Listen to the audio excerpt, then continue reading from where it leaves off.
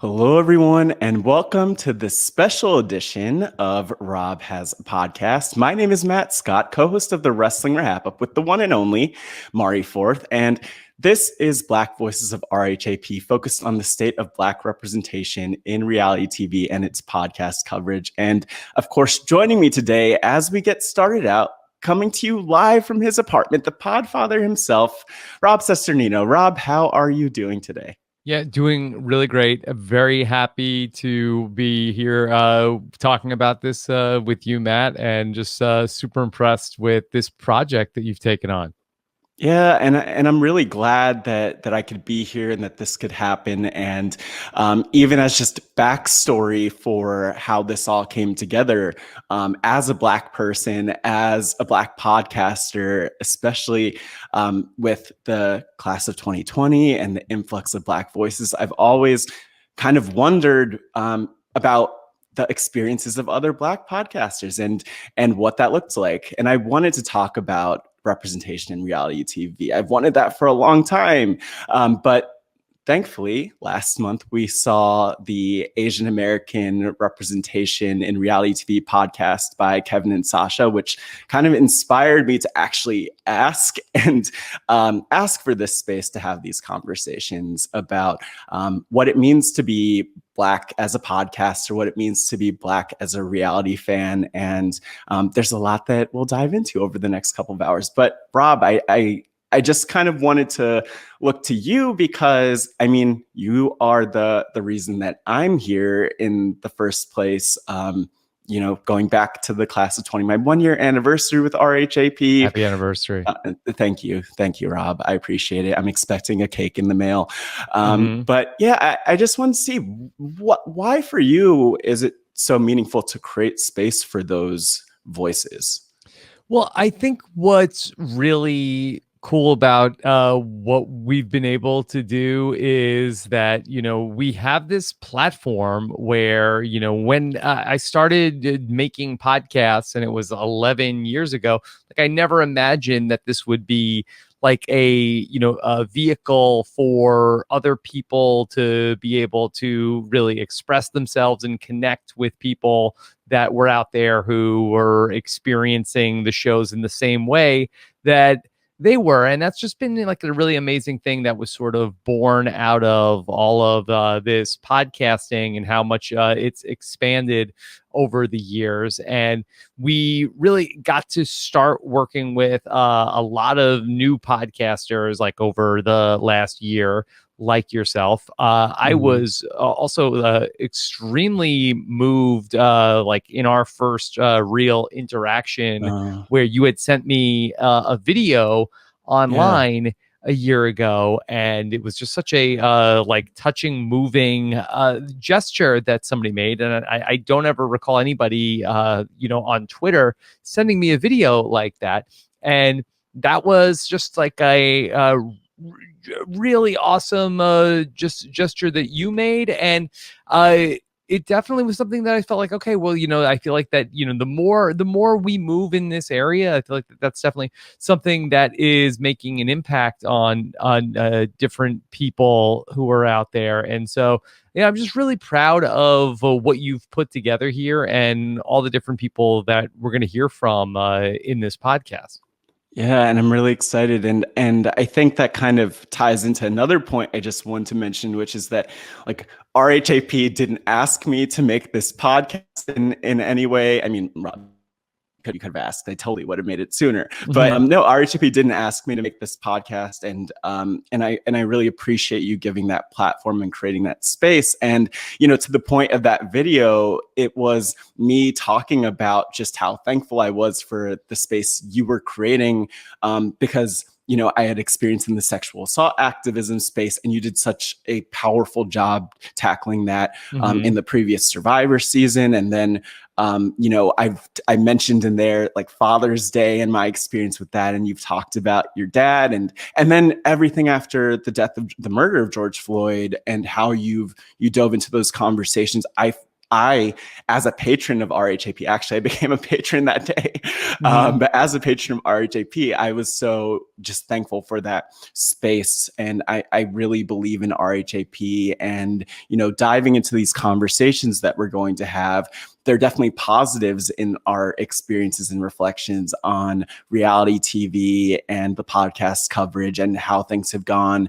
There are also opportunities for growth. And one thing I would say up front is that I hope that people will tune in and listen closely, because there's a lot to learn.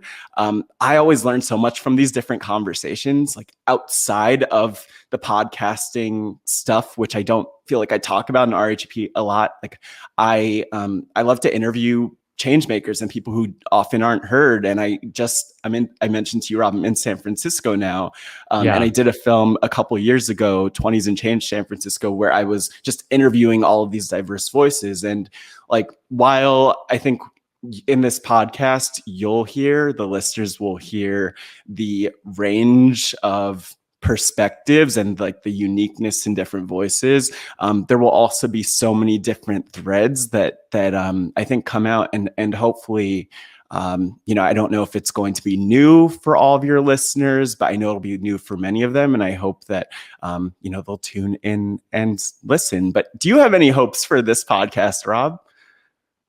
That I don't know about hopes. I think it's really commendable what you've done, and you're such a great interviewer, Matt, that I know it's gonna all turn out incredible.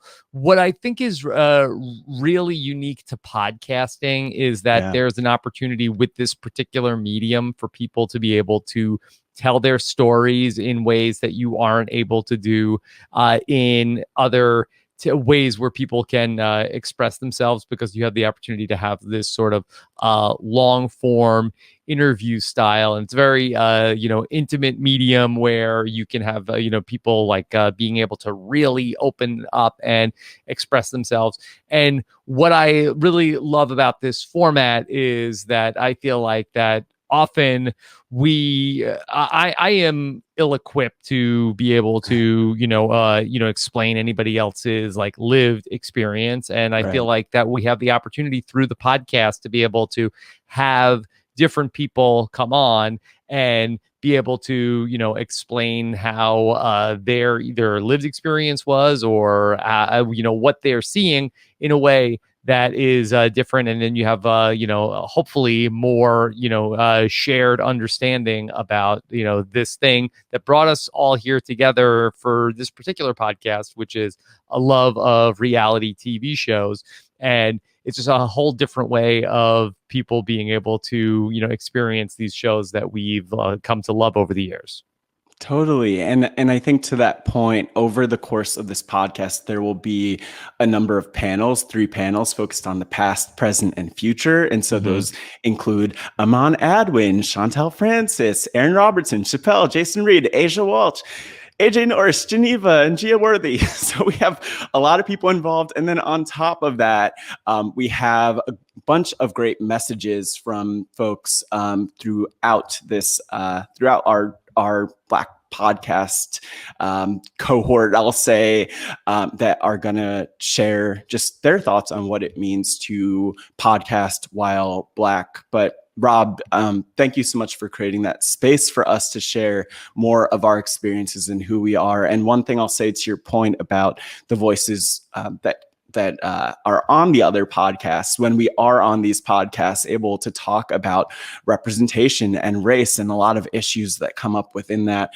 it's that we're modeling those conversations so that other people could really be better at them. And I hope, I've seen it with you, and I've seen it with other podcasters, and I've seen it with our community, that we're all growing together, and I'm really encouraged by that. But if there's one thing I could encourage, we have a YouTube version of all of this. I would encourage you to check that out, because while the audio is so powerful and great, it's amazing if you're listening to that. You could also, with the YouTube version, just see like the nods of agreement when we have shared experiences. And in a lot of these cases, like we haven't this was my first time meeting and talking with a lot of the different podcasters here, and the same goes for a lot of us. And so definitely check that out. Definitely tune in. And thanks again for being here. But have fun with us. Laugh with us. We laugh a little bit. It's not all serious. And learn with us. And Rob, before we dive in, any final thoughts? Yeah, Matt, just thank you again for taking the time to put this all together. That I think that people probably are just underestimating, how many weeks you've been putting into this. And so I really appreciate just like all the planning and foresight that you had to work on this very special project. Yeah, thank you, Rob, and thanks for creating this space for us. And while there's definitely room for more conversations after this, and definitely room for growth, I'm just always so grateful for the space that you've created, not only for the us as reality TV fans and as podcasters and as Black podcasters, but the Wrestling RHAPup for me and Mari, and just everything that you've done to create space for our voices. But speaking of Mari, I actually want to throw this podcast over to our first video message, from none other than my co-host for the Wrestling RHAPup, Mari Forth, and also another phenomenal RHP podcaster, Isaiah Goins, who is otherwise known as 8Ball. So check that out, and thanks again for listening. Hi everyone, my name is Mari Forth. I am the co-host of the Wrestling RHAPup podcast. And when I think about podcasting while Black, I think about how both my lived experiences and my shared cultural experiences work together to inform my perspective, and how each time I either guest or I host on a podcast, I bring that perspective to the subject matter at hand in hopes to connect with someone on the other side who hears their experience reflected, while also sharing that perspective with someone who just may have not considered that viewpoint. It's basically just opening up a dialogue about how our different experiences influences the way we interpret and consume media. And it's very important that we get different perspectives and different viewpoints on the same subject matter, because that's how you connect with a larger audience. That's how you create inclusion. And that's really why representation matters. Hello, my name is Isaiah Goins. I talk about Big Brother here at RHAP, as well as podcast on my other YouTube channel, Silent Podcast. But what it means to be a Black podcaster, I love the fact that I can express myself creatively and display another mindset to when it comes to these shows from a Black person, right? I can't tell you how many times over the years that I've been watching these shows, and you see this narrative being pushed when it comes to Black people about being aggressive or angry or something, and I'm like, whoa, there's two sides to every story. But now I'm kind of given this opportunity to make my voice heard and show a different perspective, and it's a great feeling. So I'm very grateful to be podcasting, and I'm very happy to see my peers thriving as well. Now it is time for our first of 3 panel discussions on the state of Black representation in reality TV podcast coverage and reality TV. This is our panel focused on the past and what got us to the present day. And I'm really excited to be joined by 3 epic RHAP podcasters to not only highlight their perspectives, but their stories. And so without further ado, I want to start out by first introducing the most senior member of this panel, at least when it comes to RHAP. First, let me introduce someone who joined RHAP in 2012, and you can find him talking about Survivor, Pirate Master, HBO Max's Karma. He's an entertainer, a Wandoff composer, and a former junior Bible quiz champion, in case you didn't know, from the Hoosier state of Indiana. Aaron, welcome to the podcast. How are you doing? I'm very happy to be here. I moved around a lot as a child. So I did junior Bible quiz in the Buffalo, New York area, but I currently live here in Fort Wayne. It's a pleasure to be here. It's been so weird being involved with RHAP for over 10 years now, just starting with the friggin' 5 all the way up until now. So it's been really cool seeing the growth of Black voices, not only in reality TV, but also here in RHAP in general. Totally. Well, we're glad to have you as one of the forefathers of RHAP, of course. I don't feel like one. But next up, I will introduce none other than someone who's no stranger to RHAP, and he's listened for years, covering shows like Big Brother, RuPaul's Drag Race, and much, much more. I could go on and on and on, but he is, in his own words, deliberatively exaggerative. I love that. And from the city of brotherly love, Philadelphia, please welcome Aman Adwin. Aman, how are you doing? Well. People are doing their research. Wow, what a lovely introduction. I'm fantastic. I'm great. I'm so happy to be here. I just recently found out that this was going to be a thing, and I'm glad that I got a chance to sneak in towards the tail end of it all. So yeah, I'm super excited to have this conversation, and I can't wait to watch the rest of the panels as well. Awesome. And I will introduce last but not least. There isn't a least here, really. Maybe I'm the least. But she's a double threat, not a double threat, not a triple threat. She's all of the threats. And she's an actor, a dancer, a budding astrologer and tarot reading life coach, reality TV junkie, and host of YouTube's Reality Realness with 3 S's from the T dot, the 6, Toronto. Chantel, welcome.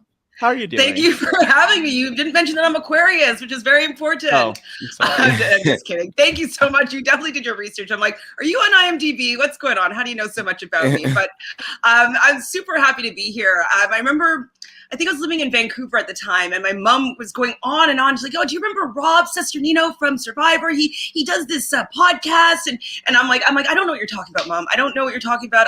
Finally, though, my mom convinced me to start listening, and I've been hooked ever since, listening to every single podcast. At one point, I listened to everything that they'd ever done. And so it was kind of a dream of mine. I said to my mom once, like, I'm going to be podcasting with Rob one of these days. And this was probably like, I don't know, 6, 7, 8 years, like a long time ago. And when the cast of 20 came around, and then I got the call that like I was going to be included in that group, my mom's like, do you remember when you said that to me? And I was like, no. And she reminded me of the whole situation. So, I was meant to be here. I was meant to be on this podcast with you guys. So I'm happy to share my journey. Yeah, and it's powerful. And that's what this is really about. Yes, you're all experts in sharing your perspectives, and we could probably turn this into like a Twish episode if we wanted to. But, what I think is really powerful is your stories. And each of us has a really unique story to why we're here. And I just want to start out by learning more about your stories as fans of reality TV in the first place. Like, what made you a fan and kept you a fan of reality TV? And maybe we start with Chantel, because you were starting to share a little bit of your story there. No problem. So I've been kind of involved in the arts since I was about 4. I started taking ballet and tap. And then when I was 8, I got the opportunity to audition for an art school. And so from I was 9 all the way through high school, I went to an art school. So I've always been interacting in the arts with, my peers and people from different walks of life. Because it wasn't my home school, we had to audition to be there. Everybody was from different places across Toronto. And so I really started getting to learn about different cultures, different people, having to do a dance project with them or a mime project or whatever it was. I had to work within the arts from people from completely different walks of life. And so that kind of set me in the path of really wanting to understand people. I kind of consider myself a social anthropologist because people fascinate me. That's why I like tarot. That's why I like acting. That's why I like dance. Like, I like seeing how people express themselves and why they do the things that they do. So with reality TV, I think my inception moment, I could be wrong. I'll have to ask my mom to be sure. But Star Search. So I started watching Star Search from I was a kid. And I even was going to audition. I think I was 10 to do a dance audition with a friend of mine, Alana. And so she ended up getting onto the Mickey Mouse Club. And so I never auditioned for Star Search with her. but like I did, like she still like connected with her still, and like on her bat mitzvah I met like a bunch of the Mickey Mouse people. I danced with Justin Timberlake when I was 12, like just all there. Wow. So like I was like but I always wanted to be on like Star Search, like that. Like I loved seeing people show their excellence on TV. And so that was my first real taste of it. And I went to a school like that where it was heavily promoted for us to want to share our arts and our talents. So artistic stuff was always kind of like my go-to for when I was watching stuff like American Idol and stuff like that. Like I really enjoyed those types of shows. But my dad, when I was in high school, he turned me on to Road Rules. And I was like, what's this? And I'm like, this is so cool. I'm like, you're just putting people in a random RV and then sending them to do like missions for money. Like, oh my God. So I went back and I'd watched like the seasons that I hadn't missed. I probably, blew the dusty VHS tape. Like, I don't know how I found these tapes in the 90s. But I started watching those, and then I was even more so hooked, started watching Real World. And then that led me up to Survivor. Survivor when I was about 20 or 21 was when that came out. And it was at a time where like I was still living at home, but we had just moved, and me and my mom, my brother, we started watching that together. And so that was kind of like, the inciting moment for us to be watching reality TV as a family. And so that, and then Big Brother, and then we just been watching those ever since. And so that's kind of as short as I can make it, my origin story to reality television and being a junkie.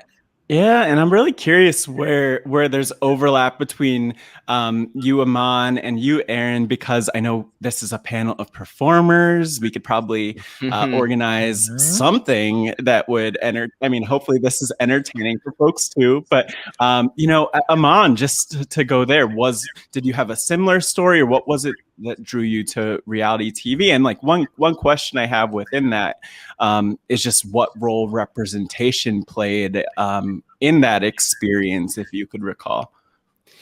So I remember not really banging with live action stuff. Like as a kid, I just wanted to watch cartoons. Like put me on Cartoon Network, put me on Nickelodeon. Like that was like my shtick. I didn't really start getting into watching real breathing human beings on television.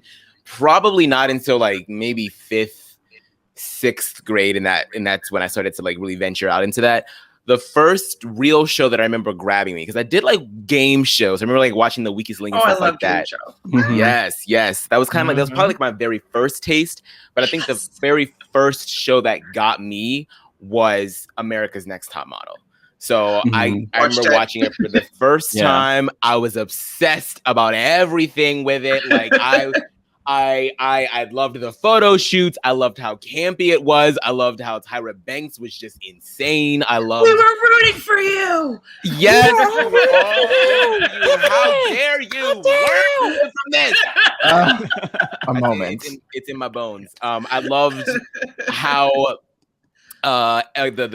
when you were eliminated, your picture would just like fade off of the groups. Like everything was just so real to me. I could not get enough of it. I think I started watching, like I would think season 8 was on when I started actually watching, but then I went back and watched all the other seasons, and I went back and I watched Canada's Top Model when they had that on there as well. Australia, I was just obsessed with Top Model, and I really enjoyed the competition aspect of it. And I also like the fact that it was a show that was meant to be inclusive, because I mean Tyra Banks, she's an African American woman, and even throughout the fashion industry, she knew what it was to sort of be one of the only Black people in the room, and it was an experience that she talked about heavily on the show. And they looked for diversity amongst their winners, you know what I mean? And so I felt like from a very young age, I was always like, yeah, representation should be a thing that is always a part of the conversation. And I think that Top Model and all of its problematic ways, because it's still a hella problematic show, I still think that at the crux of it, there was a lot of good information and agendas within it. And so, yeah, that's kind of where I got my first taste, and I really enjoyed things from there. So any kind of competition show that I could get my hands on is when I really started to get into it. And then I didn't catch up until with Big Brother until 2013. So I'm still relatively newer to the game of Big Brother, but as soon as I found it, it was a wrap. And now here I am. So yeah, that's kind of my journey. Yeah, I don't think anyone's going to call you a newbie when it comes to Big Brother. But I think I've been watching it for less than 10 years, and every time I hear other people talking about how they've been watching it for over a decade or their entire life, I'm like, I can't relate, but I feel you on a spiritual level, baby. I was there. I was sitting next to you. I just wasn't there yet. I had to catch up. Did you watch season one when you did your catch up? No. You did two? You did two at least. The one thing about season one though is that Eddie McGee, he shares a birthday with me, so I do kind of feel like a spirited connection. But yes, I have watched season two all the way up until now. But season one, I just it's just not the same. It's not the same. I did watch it when it was on, it was a different time too. It was much different than reality TV today, which we'll get to over the course of this podcast. But Aaron, what is your origin story? And again, because we're gonna shift more into representation and what that's looked like for us. Yeah. Like, tell us. Okay, so for me, arts and me have been together from pretty much day one. Having perfect pitch and synesthesia, I was always very into anything that was musical or had to do with sound. So probably the first for me was I started with, your American Idols. And for me in particular, I saw snippets of the first two seasons, but season 3 was my first one that I watched all the way through. And and this was back when they didn't do even male, female, it was lopsided in many ways for Black representation. We had a bunch of women. We also had a bunch of Black people in the final. I to this day I cannot believe that we had a top 12 of Fantasia Barrino, Diana DeGarmo, LaToya London, Jennifer Hudson, George. I was Jasmine Tria, so many diverse people, and then they said, nope, we're not doing that again. We just never had anything anywhere near that diverse ever since. And then America's Next Top Model season 4 was my first full season as well. Hopped on that train. I was also into games, and on Nickelodeon, or when they had the DVR era, they had Nick Gas. Yeah. So I was constantly seeing Double Dare, Guts, Legend of the Hidden Temple. So that got me into Endurance on Discovery Kids. I loved Endurance, by the way. Which was so huge for me because I was well, I'm too young for Survivor. This is this is it for me. So I found everything all around the same time, 2004, 2005. So all the Survivor Guatemala and stuff that was going on at the time, and BB5, on was when I was watching. So it was a time, and I just soaked everything up from that to Expedition Impossible and Solitary and all these one-off show, Making the Band. Making the Band. I was so into Making the Band. I don't know why I was into Making the Band. I don't know why I was watching these VH1. I don't even know what it was on, but oh my God, the episode when Danity Kane breaks up. Oh no, no, we can't go there. That's a soft spot. Tell me, are you up for the challenge? 'Cause my heart is damaged. I just ate all that up. It was so addictive, and I don't know what I was doing before 2010, really, because I was just watching all these shows and just soaking it all in. And then one day in sophomore year of high school, I got sick. It was around Thanksgiving, and I think it was the double quit of Nicaragua, and I was so angry about what I was watching. I was I just found podcasts, and I found Robin's podcast, and just listening to all these things, and just a vent about that event. It was so monumental. And I got to do all the I think the BB12 stuff. Listening to that was so fun, and from there the rest is history, I guess. Yeah, I mean, it's interesting because with all of the different shows that are mentioned, we talked about Tyra and Tiffany's moment. We talked about, you mentioned Road Rules, Chantel, and I was thinking about this moment that stands out for me, that just burned or seared into my brain of like this of Abram, who went on to be on the challenge a ton, fighting Abram was with the Donnell. Season. That was with the season that my dad wanted me to watch. Is with Adrian. He's like, Oh this my kid, gosh. like he's just a mess. Like, you know, he's beating everybody up, but then like you know that he has a good heart. Like it was him that got me. It was that season that was my first season of Road Rules. So yes. But this is kind of where I'm like, I look at that though, because I just think of like Abram calling like Donnell cornbread in the same episode. He calls Donnell cornbread and then goes on and he's talking with Christina, who's a black woman on the show. And he's like, I would never marry or be with a black woman. And it's like, what? Like, what? You know, in was real life, TV? though, was Abram has TV? married a black woman and just had a child with a black woman. So, Look you know, at that. things definitely can come full Change. circle. Yeah.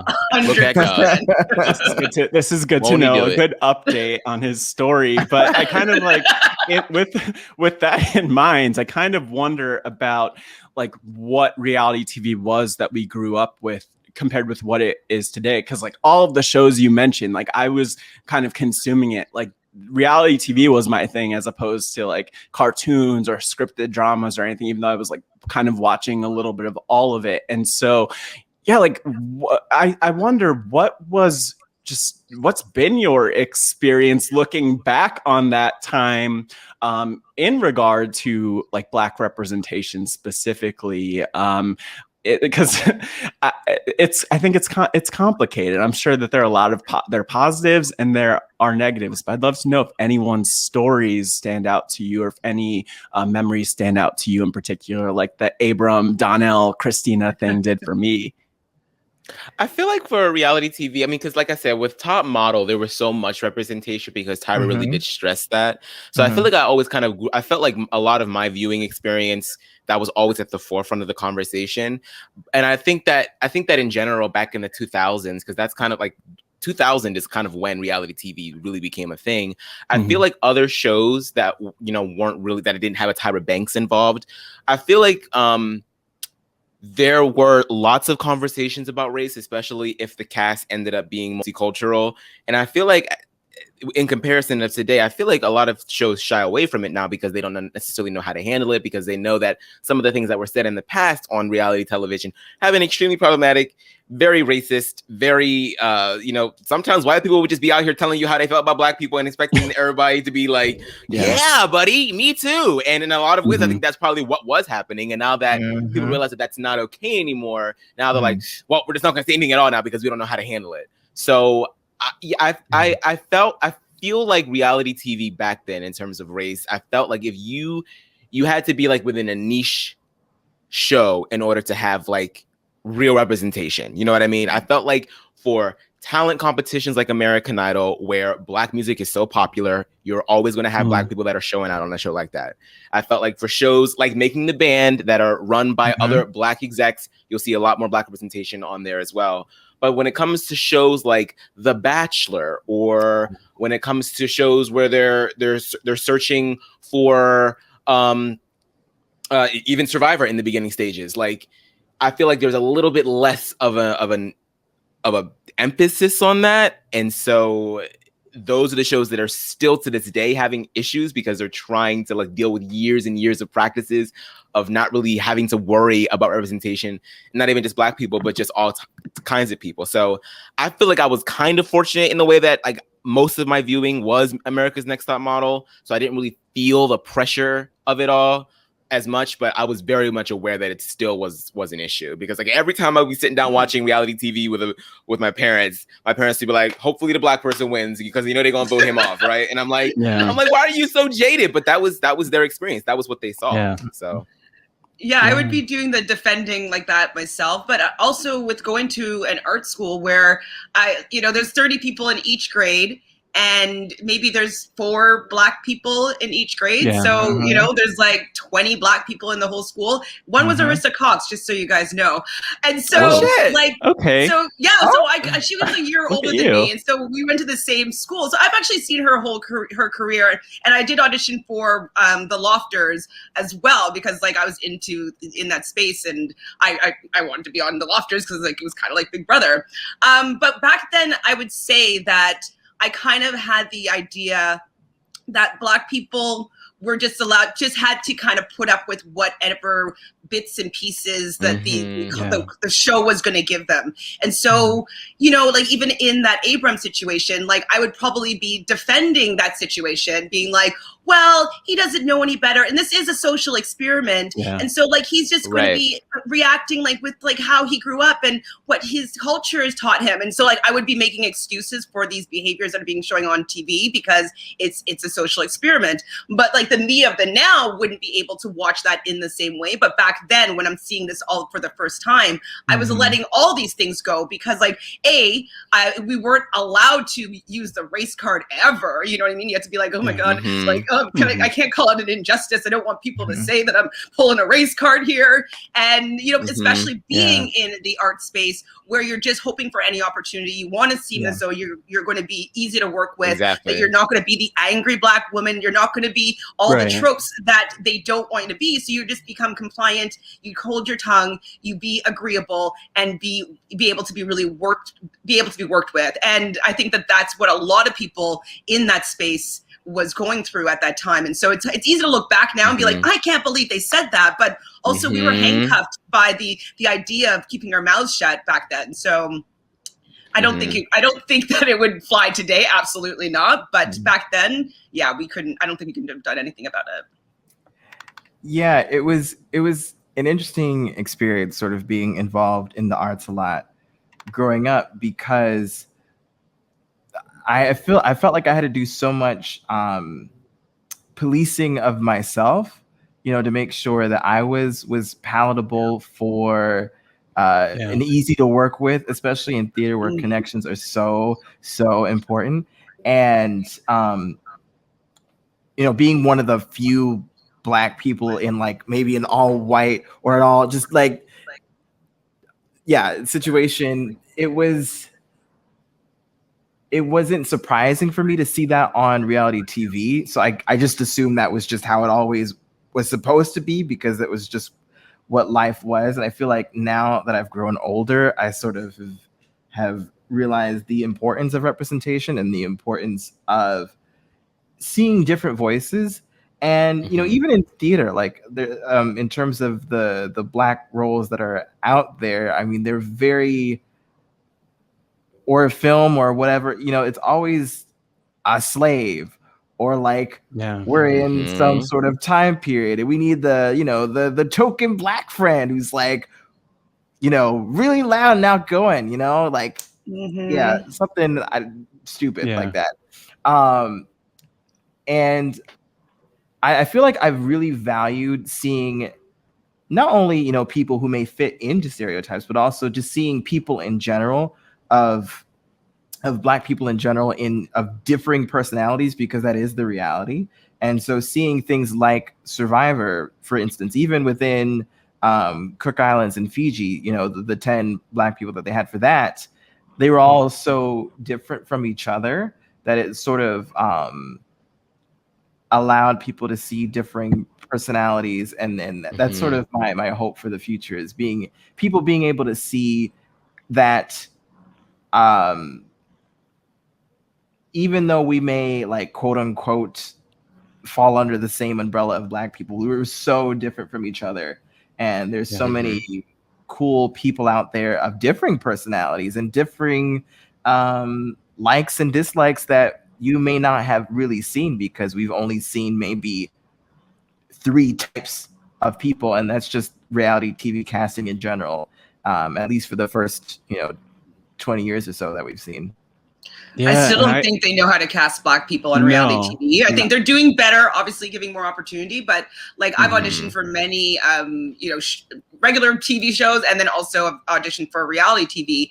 And what I find is that they always want me to be a certain type of Black person, and I'm like, well, what about just who I am? Like, can I just be me? Yeah. I did a voice workshop last week, and I was talking about how on the breakdown it says someone Black, but I know that they want to have the African American vernacular English of the States, and it's not my sound necessarily. And so I'm always like, okay, well, I have to go and get them to give me a voice reference as to what they want me to sound like, because them saying Black or African Canadian, which doesn't really make sense because like my closest family is from, you know, the Caribbean, Right. but like, you know, we don't want to get there because this causes too many problems. The can of worms, baby.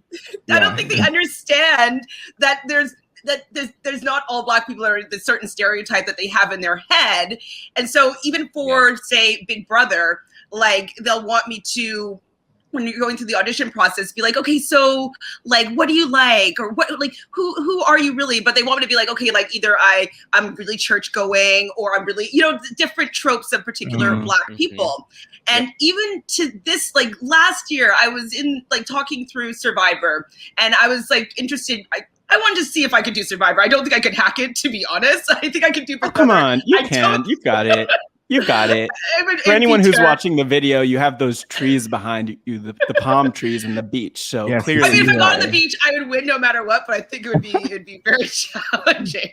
But I feel as though the casting director that I was talking to was trying to get me angry, because he wasn't treating me like a kind person. He was saying things. You'd be like, "Oh, you're an actor? Oh, so what do you mean? Like you're like dead body number one? Like why are you? So are you just doing this show so that you want to get famous?" And I'm like, "No, I've been watching this show since the day it started. I podcast about it. Like I'm obsessed with reality TV, and I would love to play." And he's like, "Yeah, no," and he's just completely just dismissing the passion that I would love to be on the show, because I felt like he wanted to get me angry, so I'd pop off and like give him like the finger wagging person that he was potentially looking for.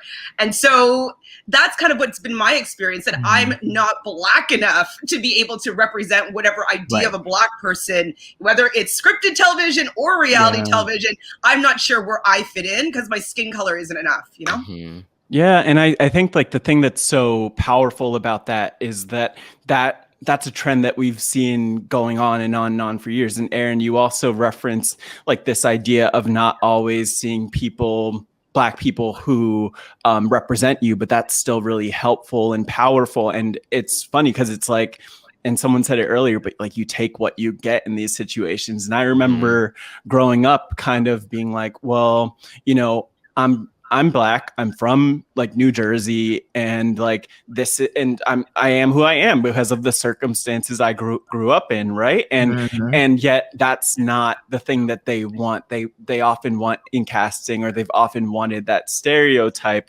And one thing that I think has been powerful, at least, or hopeful, is that the last year we have seen things kind of start to shift, or at least the conversation shift, and start to acknowledge the role of Blackness and race more broadly in these shows. But I kind of like to skip ahead to that beat, thinking about your experiences kind of as fans growing up, some of the things that we talked through, and today, like, what does the representation that you see today as a podcaster, especially as you cover these shows, mean to each of you?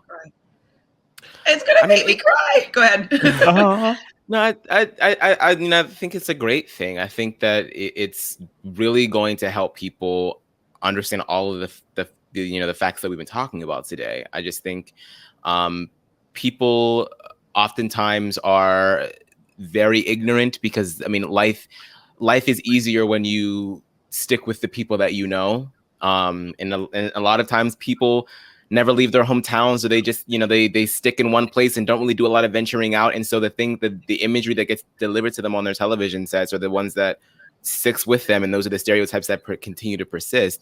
And these types of stereotypes like didn't just come out of nowhere, you know what I mean? They're like deeply rooted. Like, even, I mean, if you want to talk specifically about entertainment, like a lot of these stereotypes come out of the Jim Crow era, where you're getting stereotypes for Black women like the Sapphire, the Black bitch, the Mammy, the Uncle Tom. All of that stuff is so deeply rooted, and then it bleeds itself into reality TV, which is why you always have to have why are all the Black women on Big Brother always referred to as Mama Day, Mama J?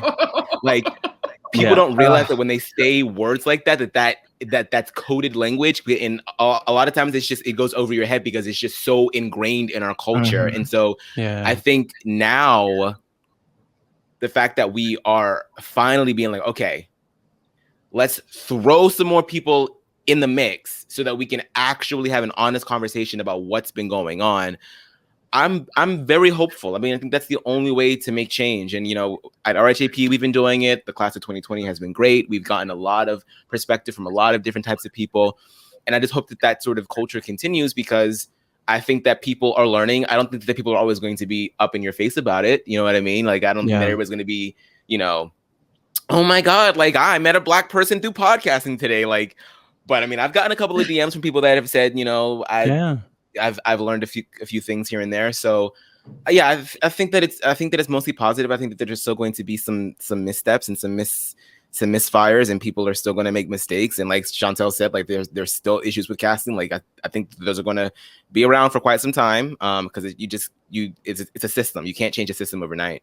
So, but I think in the end, I think that we're headed in the right direction. I do.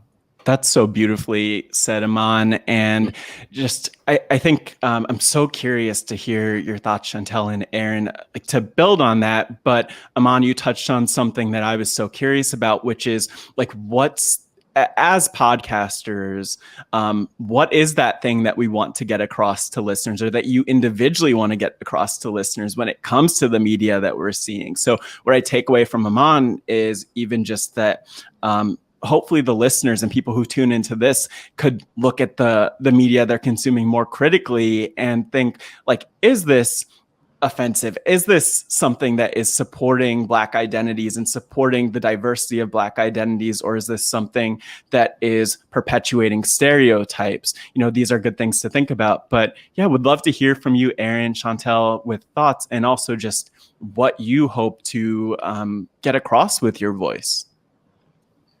So, you know, when I was growing up, like you never really saw that many people like me, you know? So it's just the fact that this is why I was getting kind of choked up, is that just knowing that there's more faces like myself, so younger versions of me are going to see somebody to know that it's possible.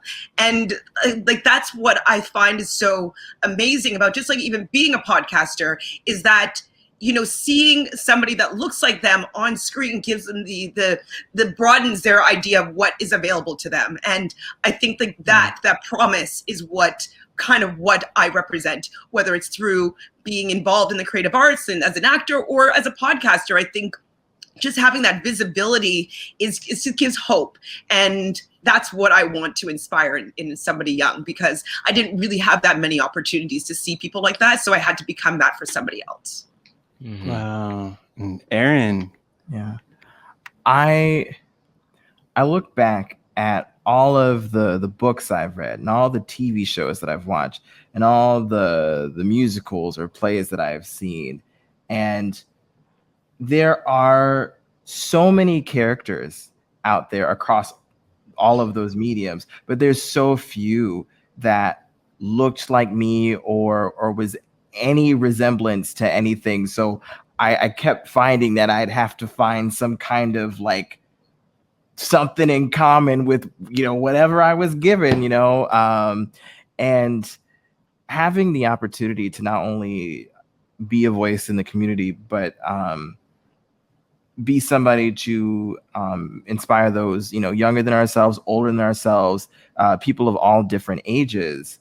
I mean, I definitely kind of feel the weight of that behind me, but I feel so much more confident now that I know that there's, you know, just as many other people like me holding that weight together and really being able to have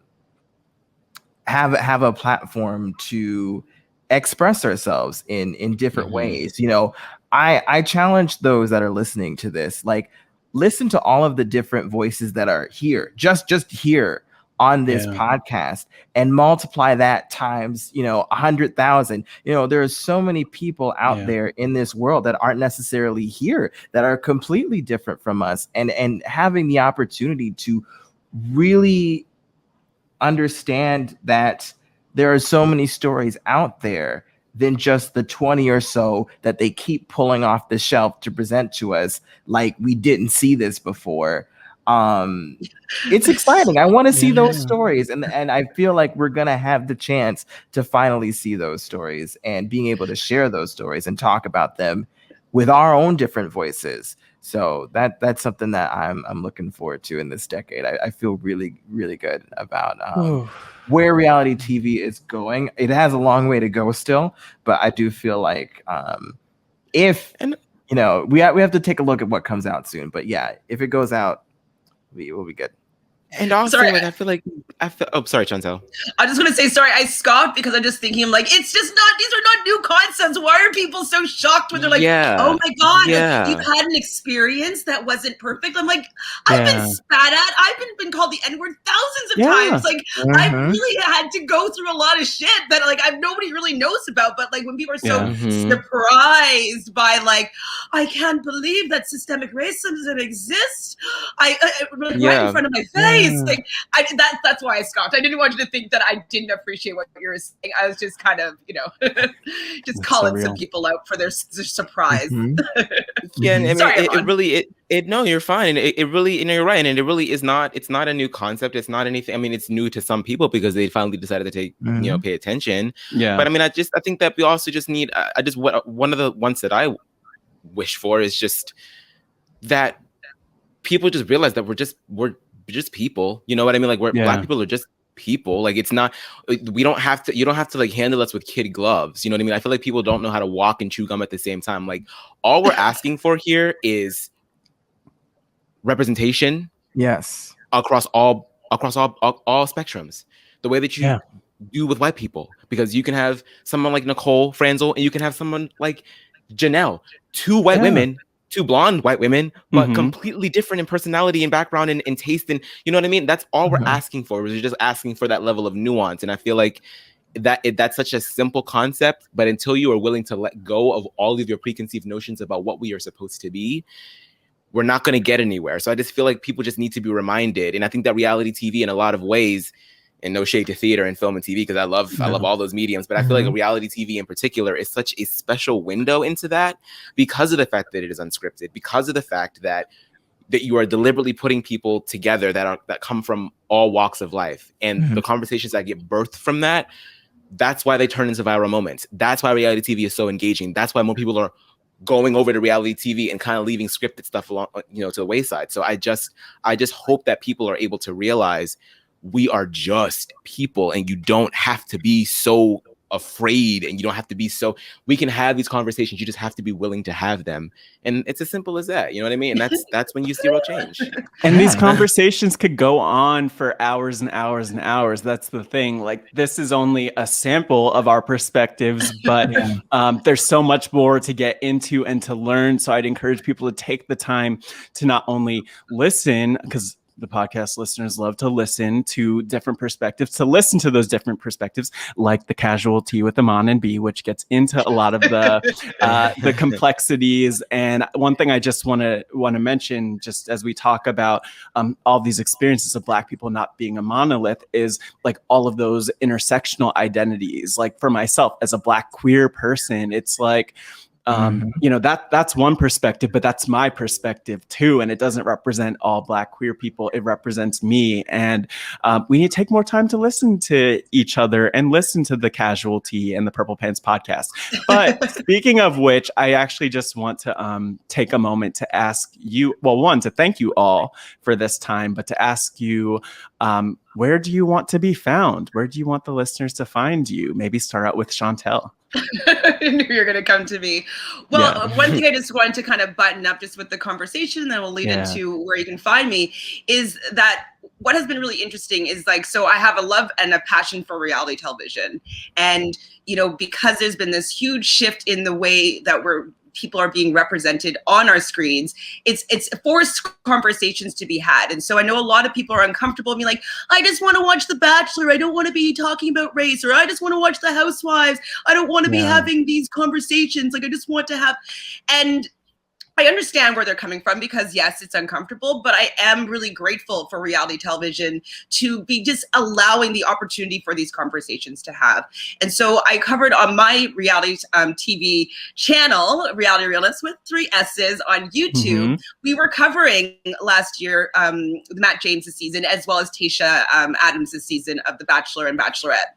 And a lot of conversations about race came up. And as well with Love Island, tons of conversations about race came up. And some of them were uncomfortable. I've got so many hate comments from Black people saying that I'm like anti-Black. Like it just, a lot of things came up. And I cried many times, but I realized, as a Black woman, I'm strong, so I can handle anything. But also that these are the opportunities to start educating, and it's a way that people can start having the conversation, whether they want to hear it or not, whether they have complete opposing opinions or not. The conversations are happening. That means change has to be happening. So I'm grateful and thankful for my platform, for reality TV, to be taking these chances on having more representation. So these conversations could eventually just be something of the past. It's just a movement that's going to shift through, and change is going to happen. So you can join me on that change because we're still talking about reality TV, and I'm still a Black woman, so I'm sure the conversation will continue going on.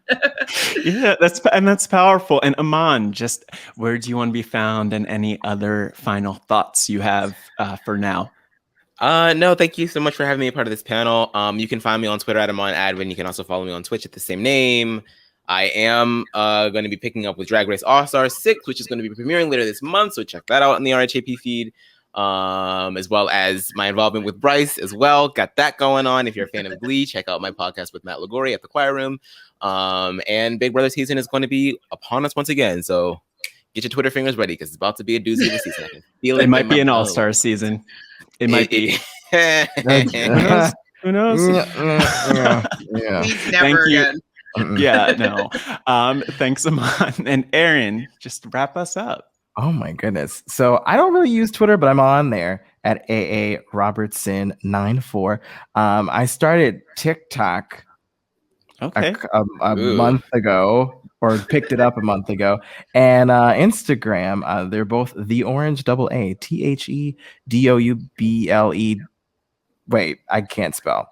But it's The Orange Double A. You can spell it out. It's in the description box. I'm sure. It's in the description below. That is where I'm at. And I'm thank you so much for allowing me to be here. I feel like I haven't gotten to podcast as much as I've wanted to in recent years. But I'm excited for the future. So yeah.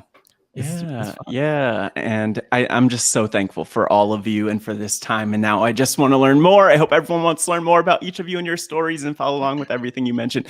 But coming up next in this podcast, our conversation about the present of Black podcast coverage and representation in reality TV. Hi, I'm Phil from the Big Brother podcast. I've listened to a lot of podcasts in the past, especially, reality TV podcasts. And I feel like, reality TV is all about, human connection and, the human experience. And so because of that, and usually shows cast with somewhat diversity, there's a lot of thoughts that I have towards the show or towards the show's, cast or towards people's interactions that I feel like, Black people might pick up on that, some white podcasters might not be able to pick up on, or just might not, feel comfortable talking about. And so for me to be able to actually podcast about those things and talk about those things that, people usually wouldn't podcast about or talk about is really great. And I think it'll, just expand the podcast community and have everyone understand, what they love about the reality TV shows even more. Hey everybody, how's it going? My name is Serena. You can catch me on the occasional Big Brother or Survivor podcast with RHAP. Podcasting while Black for me is important as a tool for representation. I grew up in a community that was 98% white people. So for me now as an adult, it's important that I am included in a space that may not always be full of representation, or even, you know, if there's no video element, it's always like really exciting for me when I look up a guest or I look up a host and I see that they're a person of color. That's really awesome. And I want to kind of inspire people to, you know, step out of the box, worry less about what the internet has to say, enjoy the things you love, and, you know, speak out for them. So that's why I'm excited for this. Now it's time for our second panel of this podcast, featuring three incredible, prolific podcasters who've podcasted together before on the RHAP Rewind, in fact. And this is the panel all about the present when it comes to representation in reality TV and podcast coverage as far as Black people and our Black voices go. And so I want to just start out and dive in by introducing, first and foremost, he is on RHAP covering all sorts of stuff. You could hear him covering 90 Day Fiance, Easy for Me to Say, Survivor, Big Brother, Pop Culture Lover, and in his own words, he provides lukewarm takes at best. I would say he's a pretty spicy guy from the Charm City of Baltimore. Jason, welcome to the podcast. How are you doing, Jason? I'm doing great, Matt. I thought that this was a Reality Rewind reunion pod, but apparently it's not. I have to throw out all my other notes. But I'm happy to be here talking about such an important subject, and I'm ready to get going. Yeah, I'm happy to be the Andy Cohen for this reunion. And next up, I want to introduce a man who I have called a professional guest in the past, but you know, he's everywhere. He's at home on all of our podcasts here on RHAP, whether it's the RHAP Rewind, Survivor stuff, The Bachelorette, an Enneagram lover. I still don't know my Enneagram, but he's a friend to you and me from the great state of Texas. Chappelle, welcome to the podcast. How are you doing, Chappelle?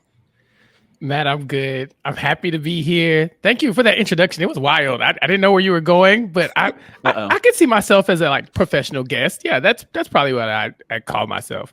But yeah, overall, just excited to be here. Very professional, Chappelle. Gentleman and a scholar always. And finally, last but not least, again, none of them is the least. These are all prolific podcasters, but she's covered Big Brother, Married at First Sight, The Circle, an ABC show lover, escape room enthusiast, drummer, mom to the cutest puppy Pepper, and also hailing from the Lone Star State of Texas. So there's a little bit of a Texas alliance here going on. Jason and I got the Baltimore DC connection going on. Please welcome Asia Walsh. Asia, welcome. Thank you, Matt. And I'm so glad this is like our true first time podcasting together. So I'm excited about that. Glad to be back with my MTV Cribs brothers. So that's nice. And Jason, your lukewarm takes when you were on the Married at First Sight podcast, those were hot takes. You know what I'm saying? I loved having you on. So yes, I'm so glad to be podcasting with all of you guys. And then I'm also just very glad to be talking about what we're going to get into today. I think it's a very important topic. And I think that, you know, if we walk away from here with one person learning one thing about the Black experience in reality TV and podcasting, then we've done our job. So I'm very excited. Yeah, and I think a big part of it for me too is just having people walk away with a better idea of who each of us is, who each of you are really in this case. And I mean, just to start out, we talked about Jason's lukewarm takes. And I think this is pretty spicy. But like, what led each of you to start giving those takes, to start podcasting about reality TV in the first place? Like, why did you want to podcast? Just to start with Asia. Yeah, so I could take it back to maybe like Big Brother 18. I was just looking. It was a couple seasons after I discovered RHAP, which was around season 16, where I was just aching for more content because that season was just, we knew the winner the first 2 weeks. Okay. So then I did a blog talking about season 18, and I would just talk about each episode. I would write it out, and then it like that felt good, just getting my thoughts out there, because you know you have family and friends, you know, a couple that watch, but I was like, okay, maybe if I put this out there, more people watch, and I can expand. Then season 20, I actually did my own podcast, and so that was fun, and I just had guests on that were like family and friends, and so that way, like when I promoted it on social media, I found out more people that watched it. They're like, oh my gosh, I had no idea you watch Big Brother. I'm like, if you know me, you know I watch Big Brother. So it's like, that was cool, because it's like, okay, I'm finding more people. And then when Rob put out, you know, I can only keep it going for that one season. It's a lot of work to do your own podcast. Right. And so when Rob put out, you know, the application to hop on, I was like, I was a little hesitant at first, because, you know, putting yourself out there in a public way is a little different than, you know, your own personal Instagram, just, you know, podcasting to like 30 people. But then I'm so glad I did it. My roommate actually was like, look, the worst you could do is apply and you don't get it. Then, you know, then what happens? So I applied. Thankfully, you know, I joined RHAP, and it's just been so fun just being able to just express how I feel about these shows, because I think that's a lot of the issue with, you know, watching these shows. You don't know a lot of people around you that watch it, because people either think Big Brother went off the air 20 years ago, or they just think that no one watches the show anymore. And it's like, no, there's this whole community of people that watch these shows. So that's kind of what got me into it. Yeah. And I think what's so powerful, you talk about the community, but like we're coming together to have conversations about this. And it's wild because like literally all of us have hours and hours and hours, probably collectively like hundreds of hours of podcasts that are out there, if not, who knows, thousands maybe, of us just talking about these shows that we love. But we never really have the chance to like come together and talk about, you know, where we come from in our fandom. Chappelle, where did you come from? Yeah, that's a good question. I get that a lot, right? So when it comes to me and this podcasting thing, I guess I've always wanted to be able to talk to anybody about everything, right? Like that's what I do. But when it comes to these shows, like Black people don't watch these shows like the greater populations do, right? Like the majorities do. Because here's the thing, we're not on the shows. You know, representation matters. So when you have one Black person a season, it kind of translates to the viewership as well.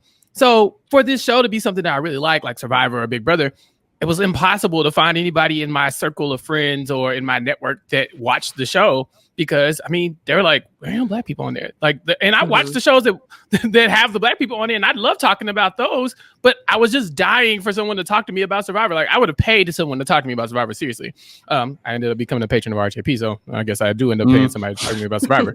But I think around 2011, maybe I discovered Rob talking about Survivor Nicaragua or something. It was one of those seasons right after Heroes versus Villains, and I was probably still in college at the time. But it was just like, oh, thank God, someone is talking about this. Like, I just want to hear somebody say the words.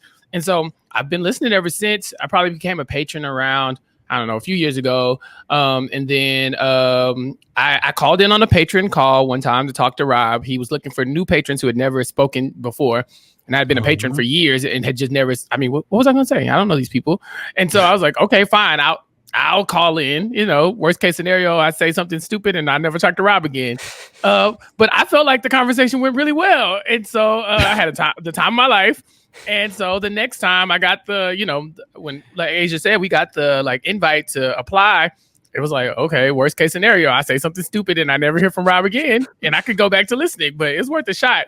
So I gave it a shot, and here I am. And I've been enjoying every second of it. Like, I mean, who would believe that someone wants to hear my opinions? I just want to hear other people's opinions. So this was fun to be on this side of it, but I definitely enjoy being a podcast listener first. Yeah. And I could relate to that a lot too, because I started listening.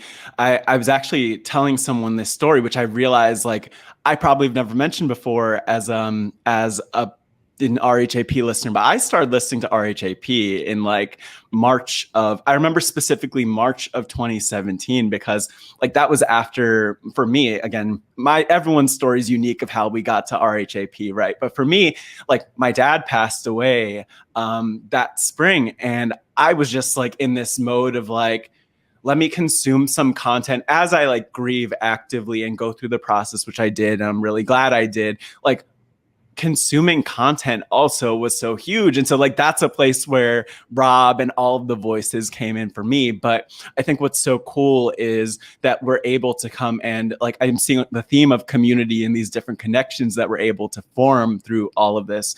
The thing that I just want to point out that you said, Chappelle, about, you know, there's not a lot of Black representation on these shows is that on a lot of shows, I mean, the Black person has been the first one voted out. This last year has been a lot different, which we'll talk about. But, you know, that's what we've seen. And so even when we do have that one person, like you mentioned Nicaragua, which we talked about, and we talked about Nyanka on the first panel. And it's like, we need more representation, and we also need better representation. We need better editors to tell our stories better. And I think that that's a great example of that. But, you know, Jason, I want to turn it over to you. Where did you come from?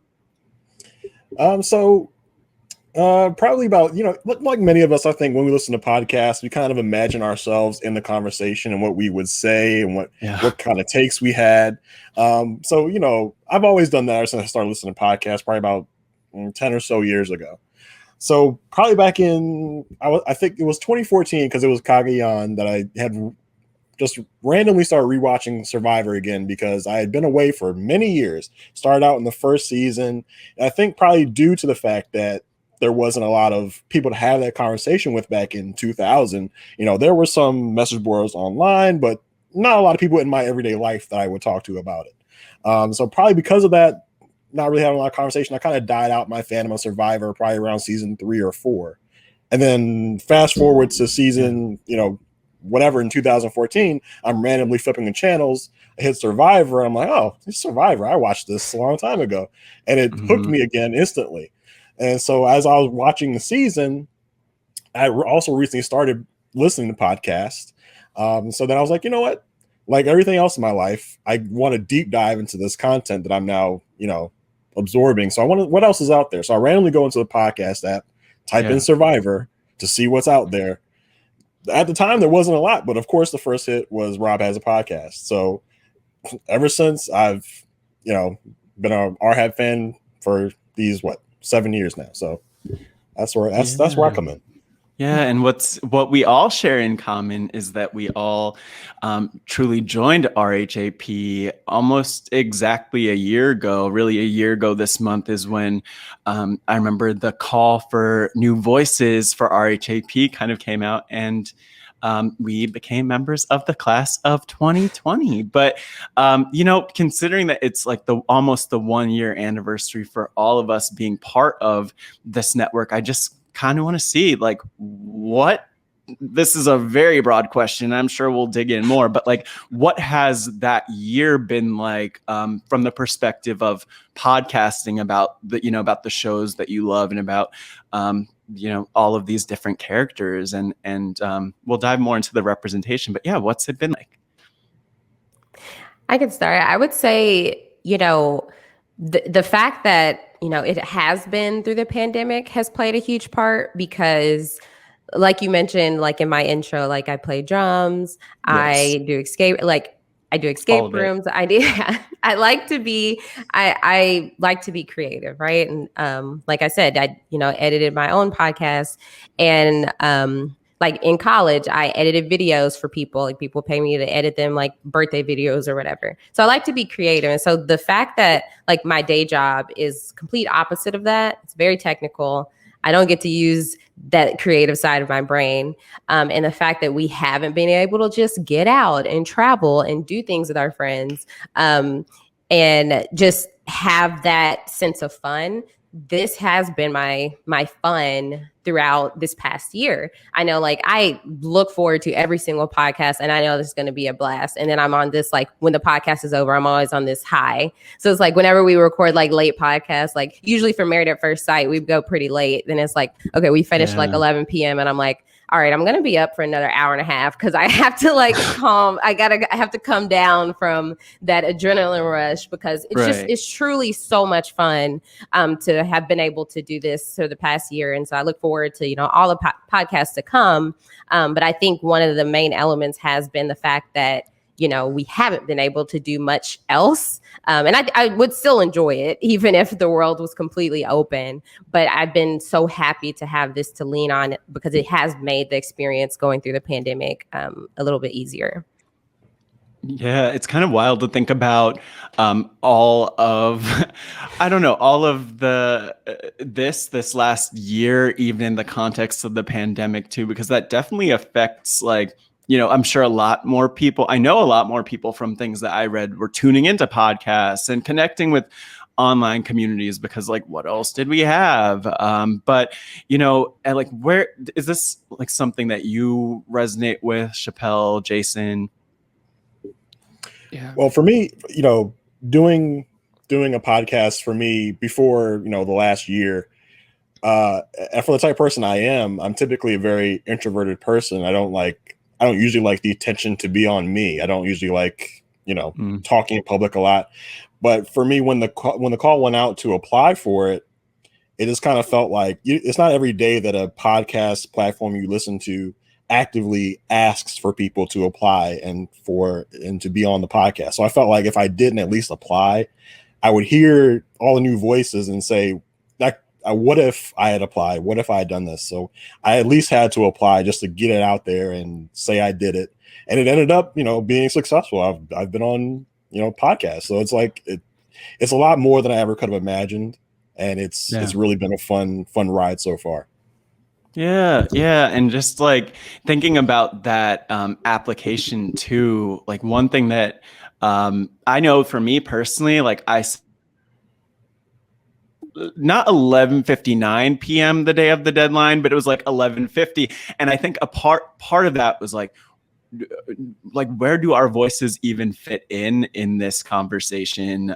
Because we haven't always had that representation. Something I was talking about in the last podcast was, they're Aaron Robertson, Aman, Bryce. That was the representation that I felt like we were able to see within RHAP, which is exploded with us, but also with a lot of other voices joining in. But, kind of Chappelle, looking to you and your experience, you've talked about what drew you to RHAP, and it seems so natural that you'd become a podcast with RHAP. But this last year in particular has been so interesting because, of course, after the murder of George Floyd, we had so many different conversations that were taking off. And I know that is, of course, part of, why a lot of us are here and why I think RHAP realized it was so important to have these diverse voices, Black voices, but also people of other backgrounds and experiences. But, we've also had a lot of changes in representation in reality TV. We've had a lot of winners, something that I will credit Chappelle with, of course, pointing out to me. But we have had a wide range of Black winners from Deleesa, aka Trevor on The Circle, on RuPaul's Drag Race. There have been 3 Black winners in the last year and a couple months or so. BB Can 9, we saw America's Favorite Player on BB22. So there was a lot of that representation. But what has that meant to you, especially as a podcaster, Chappelle? Yeah, that's great for you to point out, honestly, because it's wild that it took such a perfect storm to get us here, right? It took the murder, a very public tragedy that is not an out of the ordinary tragedy. This is something that happens all the time and that have been filmed before and has just slipped through the cracks. And it took that and a global pandemic at the same exact time to get us here. Those two things happened almost simultaneously. And had they not, I don't think you could guarantee that the 3 of us and you would be here. I know for me, I'm like Asia. I have so many interests and I have so much stuff that I would like to be doing. And the pandemic just shut that down. So I had so much energy, so much time, and I couldn't get that extroverted energy, that need met like I wanted to, right? And it just happened to be at the same time where we had asked the podcast. and they're bringing in a lot of Black people. So not only am I having more people to talk to, but people who look like me and have similar backgrounds as me and similar interests as me. But then also I'm getting invited into a community that I've always kind of felt like I was looking in at through a window, if in a way. And so it's like all of that happened, and then boom, now you have the class of 2020, and now you have all these opportunities, and now you have time to focus on the things that make us happy, that don't have to deal with trauma.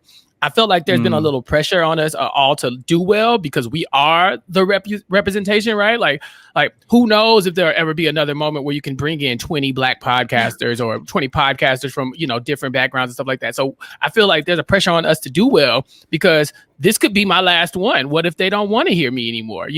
What if I don't, meet the Black standard that they want me to have? Or, what if I say something that's too Black, and then like, oh my gosh, that's controversial. So I think we always have to toe that line, and it was going to happen like that anyway. It just happened to happen in a time where there was like civil unrest and, a global pandemic at the same exact time that kind of forced people to listen to us.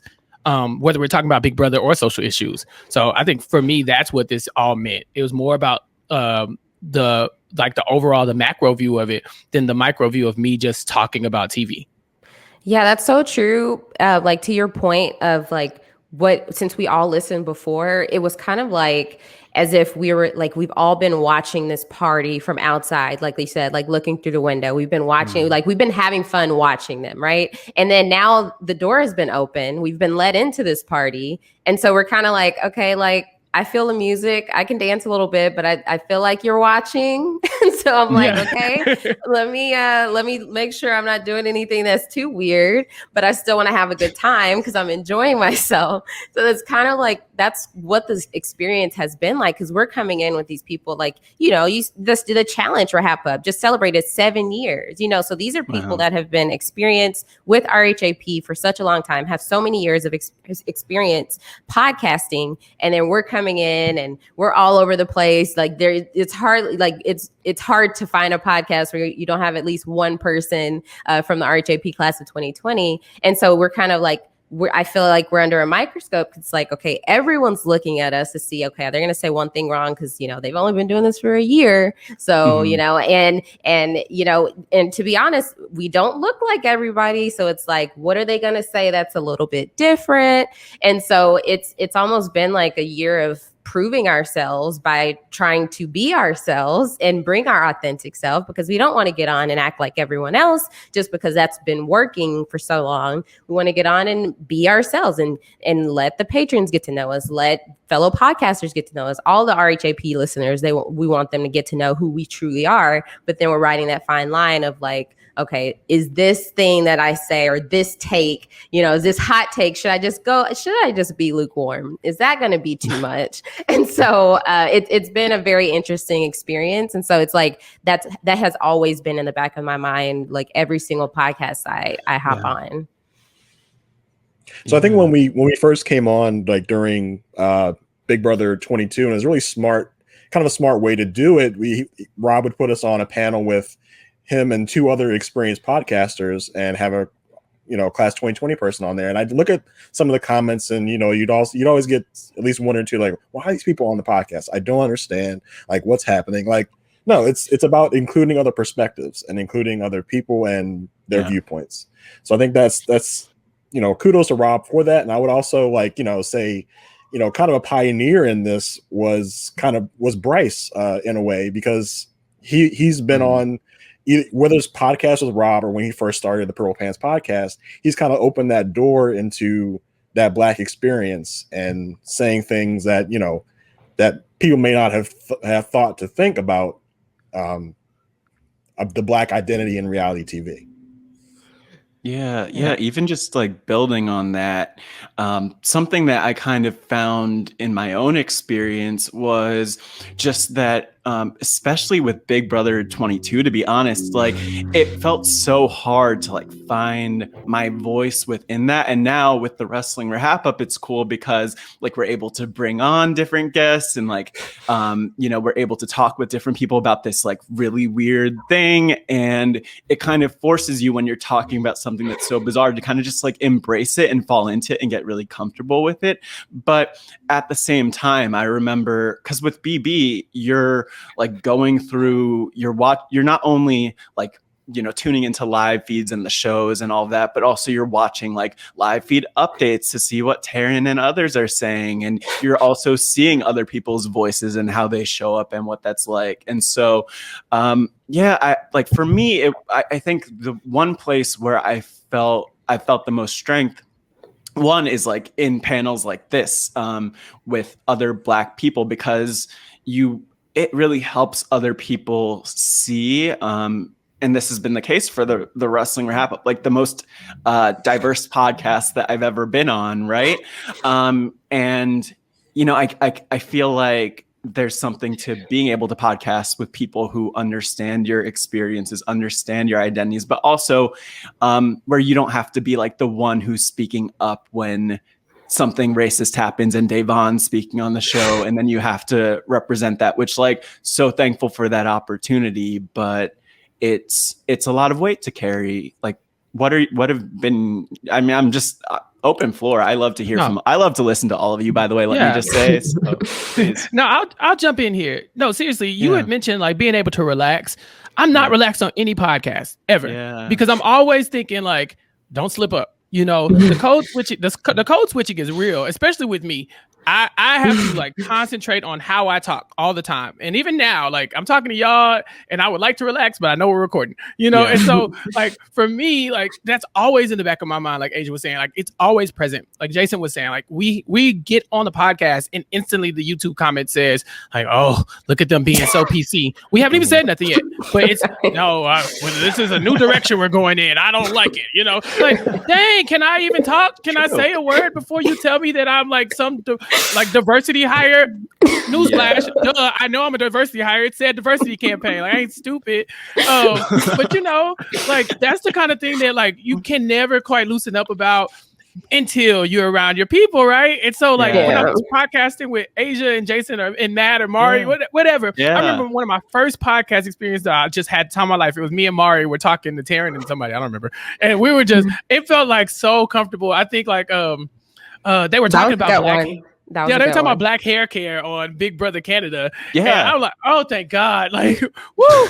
Yeah, it's like we can relax. Like, let's talk about these do-rags, And it's like we don't want to be stereotyped, but we also have interests in things that make us important and make us different and make us, who we are. And we can't just keep teetering around those things. Someone has to call it out. I'm sorry. Nobody wants to hear that from a bunch of white people. You have to give Black people a chance to tell their own story. And it's hard for us to say those things, but we get there eventually. Like, it feels like we're not working as hard because like, oh, we're just talking about, but it's so difficult to navigate talking about social issues, and everything about being Black is being like, is a social issue and political. Like you can't separate the two, so you have to be able to teeter that line and toe it. And it's like a trapeze artist all the time. Like you're balancing podcasting on one hand and like being palatable on the other hand, and still, hoping to get called for another podcast one day. So all that to say, woo, it's a lot, but I'm always happy to get to talk to y'all. And I think go for it, Asia. I was just going to say, like, we dealt with that so much with Big Brother 22 because of all the microaggression. So it was like anytime one of us was on, whether it was a episode recap or with Taryn, it was like, okay, we would feel like it's a disservice not to bring it up and to avoid the topic. And so it was like, okay, we would bring it up. Then there's comments like, oh my gosh, why do you have to talk about that? And then I genuinely appreciated when Taryn would bring it up, and I would actively recognize this. Like, oh, he's on with another white podcaster and he's bringing up a microaggression. It's not like, oh, he's bringing it up just because he's podcasting with a Black person. Yeah. So it's like, I appreciated that we were starting to see it more there, even though we were bringing it up as well. I really appreciated Taryn for acknowledging that. But like you said, it's when I like right now, podcasting with all Black podcasters, it feels like home. You know, you don't feel like yes, we have it in the back of our mind because we're recording, but talking to someone who you know have shared experiences in one way or another, you know that you can say one thing and you don't have to go on a paragraph long explanation to explain why you feel that way because they just get it. But then there's the other side of it where it's like, okay, yes, when we do podcasts with people of different backgrounds or a different race or a different nationality, we are learning things from them as well as hoping that they're learning from us. So that's why we feel like it's such it's so important to bring up our experiences because we're using that opportunity to teach about what we go through because we can relate to someone like Tychon on Big Brother Canada. We can relate to how Davon is feeling or Kaser is feeling as being a person of color in the house in Big Brother. So it's like, yes, we want to be able to talk to people who don't look like us because we can learn from each other. The listeners can learn from our different experiences, but then it's just a different feeling when you're talking to someone who looks like you because, you know, like I said, it just feels like home.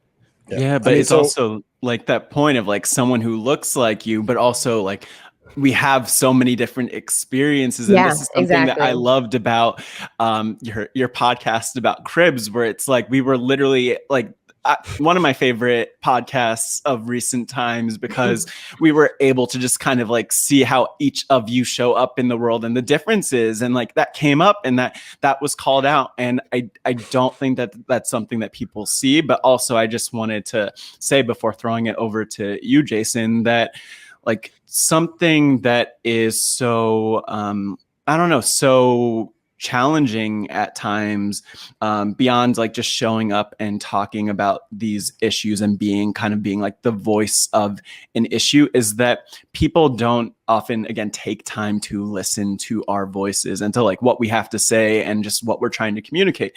And I think a lot of people who think of themselves as supporting the Black community and people who aren't like them even more broadly don't think about, well, I should listen to that podcast on Black Voices of Survivor, or there's a great Black is Queen panel. There was a panel on LGBTQ representation in Survivor, right? And so I think that more people need to listen to not just our voices when we're doing panels like this, but just more generally, like you need to stop and take it in because that is part of supporting and actually helping do something. Like that's part of being anti-racist. It's a part, there's a lot more to be done, but it's something.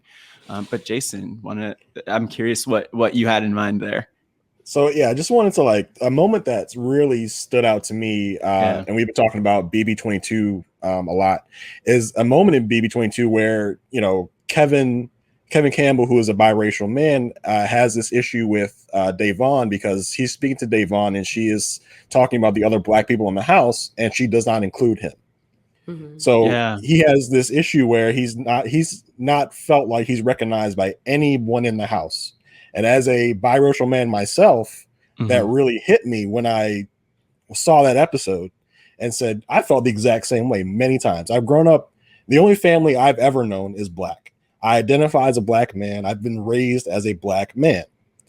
But in my communities, I'm not seen that way.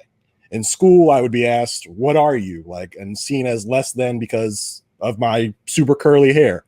So it's like, oh, thank you. And then to see that episode and then that night's recap, Mari was on the show.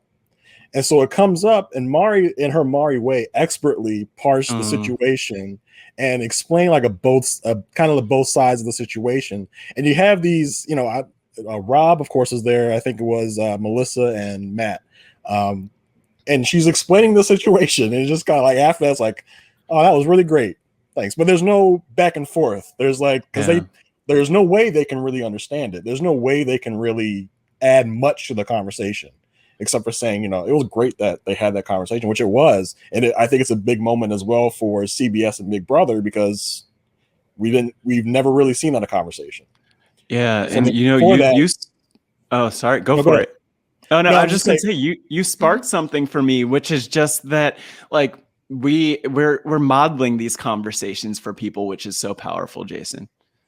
Yeah, it's like we talked about. It's kind of a double side of the coin. Like, we should not have to have this conversation on a podcast about why this was wrong or why this was that. And we shouldn't be the only person saying that. But as well, I'm also glad that the conversation was had because it was had. And a lot of, let's face it, a lot of the RHAP audience is white.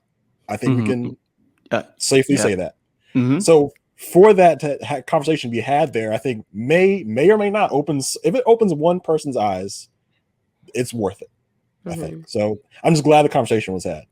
Yeah, Jason, I'm glad you pointed that out. Even earlier you said that it's like we would listen to podcasts and kind of put ourselves in the conversation. I don't know how many times I've listened to RHAP and there's been something that has been like blatantly like ethnic that happened, and the two white people on there, whether it be Rob or what a Survivor guest or whoever, just like don't mention it at all.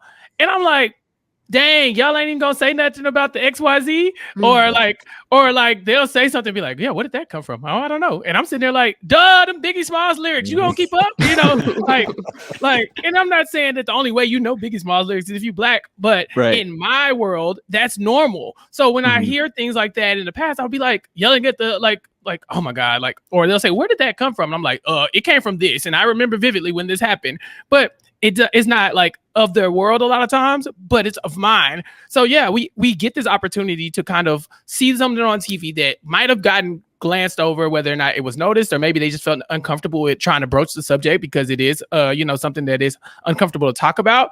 But now we get the opportunity to say, nope, let's put a flag in that. We're going to talk about it. And, Rob and all the other hosts have given us so much room to have that space. Like, I've not been told to shut up one time, even though it probably should have happened.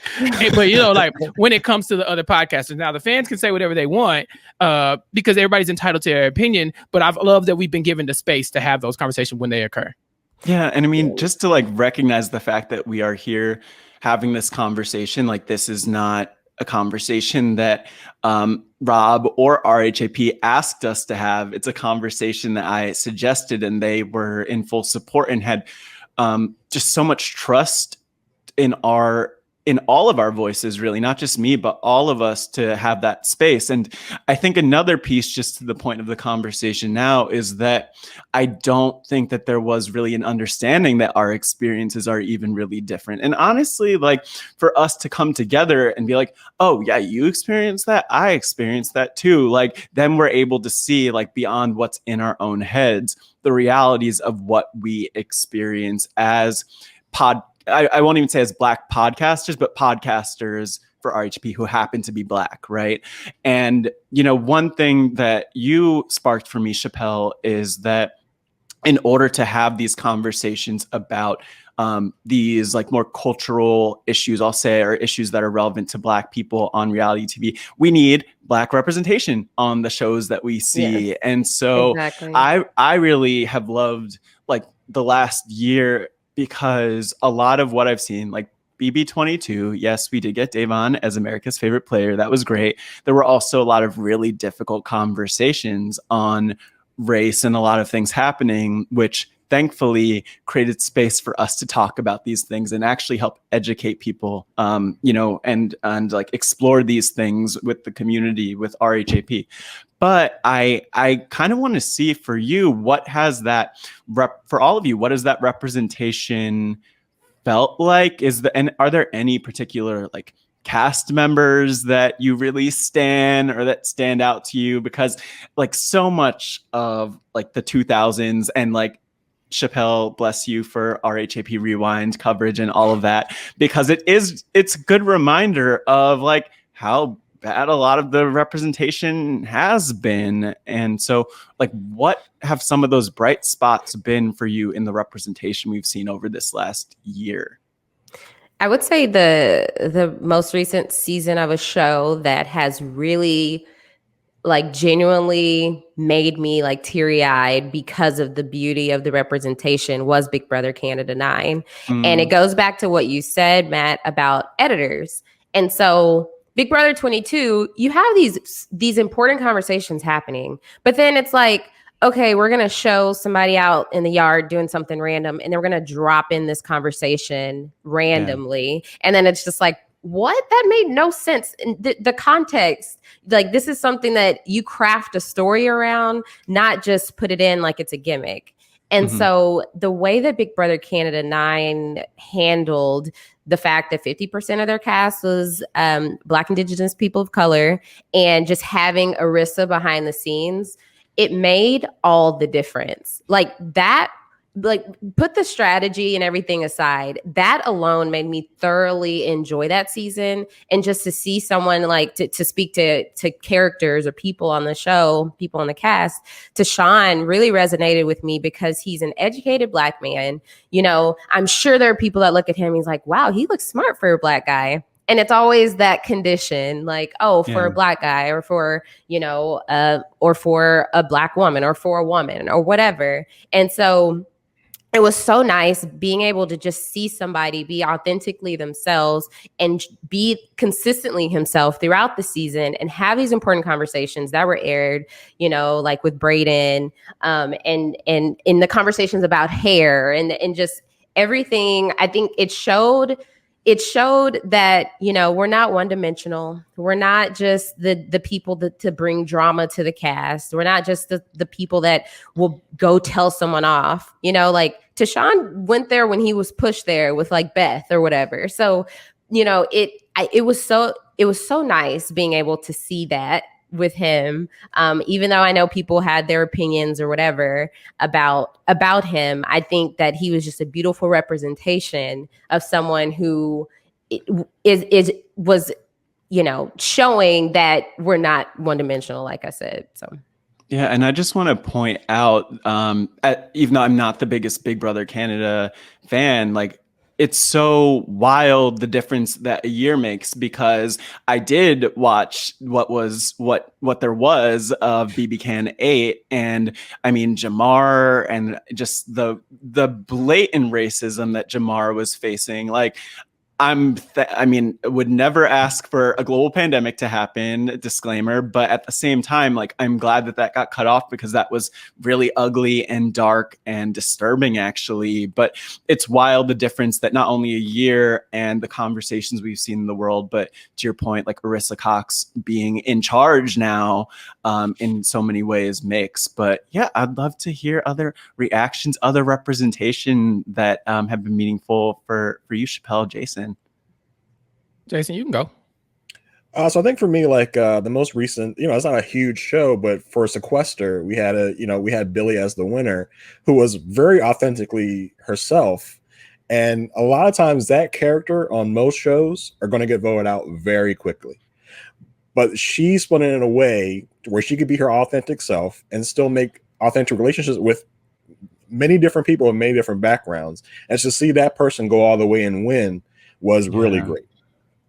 Yeah, I just want to, I'm talking a lot, but just, I'm gonna like throwing in like the shout out, like Muna was my, like, for me, Muna Abdullahi was just really such an incredible character, and spoke about these things. And like, yes, it's not network TV in any way. And I think there's a lot that you could say about just like that show and that franchise and everything else. But, we have gotten some of that representation. Chappelle, what stands out for you? You know, there's been a lot of representation on these shows, and there's so many we could touch on. I think what I've probably enjoyed the most as a podcast consumer is the representation that we've brought to the podcast, right? Yeah. So like, there are shows that I would have never watched before had you not told me Asia was going to cover it or Jason was going to be on there. Like, then I'm like, oh, I'll check it out, because for one, I am all in on supporting, you know, the class of 2020 and whatever they decide to do. Somebody says they got a podcast, call Chappelle, he'll go on there. I don't care, because I want everybody to do well, you know? And I remember even in the early days, I didn't know anybody, you know, but I made a point of reaching out to Jason and just being like, hey, I'm Chappelle, nice meeting you. I'd love to podcast with you one day, you know, that kind of thing. Same thing with Mari, same thing with Asia. I mean, like, I was so happy to get on the Wrestling RHAPup, but like, anytime I get like bring some viewership to whatever you guys were interested in, with the exception of Married at First Sight, I was fine with trying it out, like because I'm like, I want to support y'all. So while we're supporting these people on television, I want people to be able to support you guys. And so for me, that was my favorite thing about representation this last year. It wasn't just on the shows, it was in the coverage. And as a consumer, it felt good. Yeah, but that trust and that support is so valuable because, like, for the Wrestling RHAPup, we don't have just wrestling super fans who come on. We have like people all across the spectrum, including people who've never watched. And so there's like definitely a level of trust. Like, we'll take care of you. We're not going to make you look dumb. If something dumb comes up, we will edit that out, or we'll try. We might forget.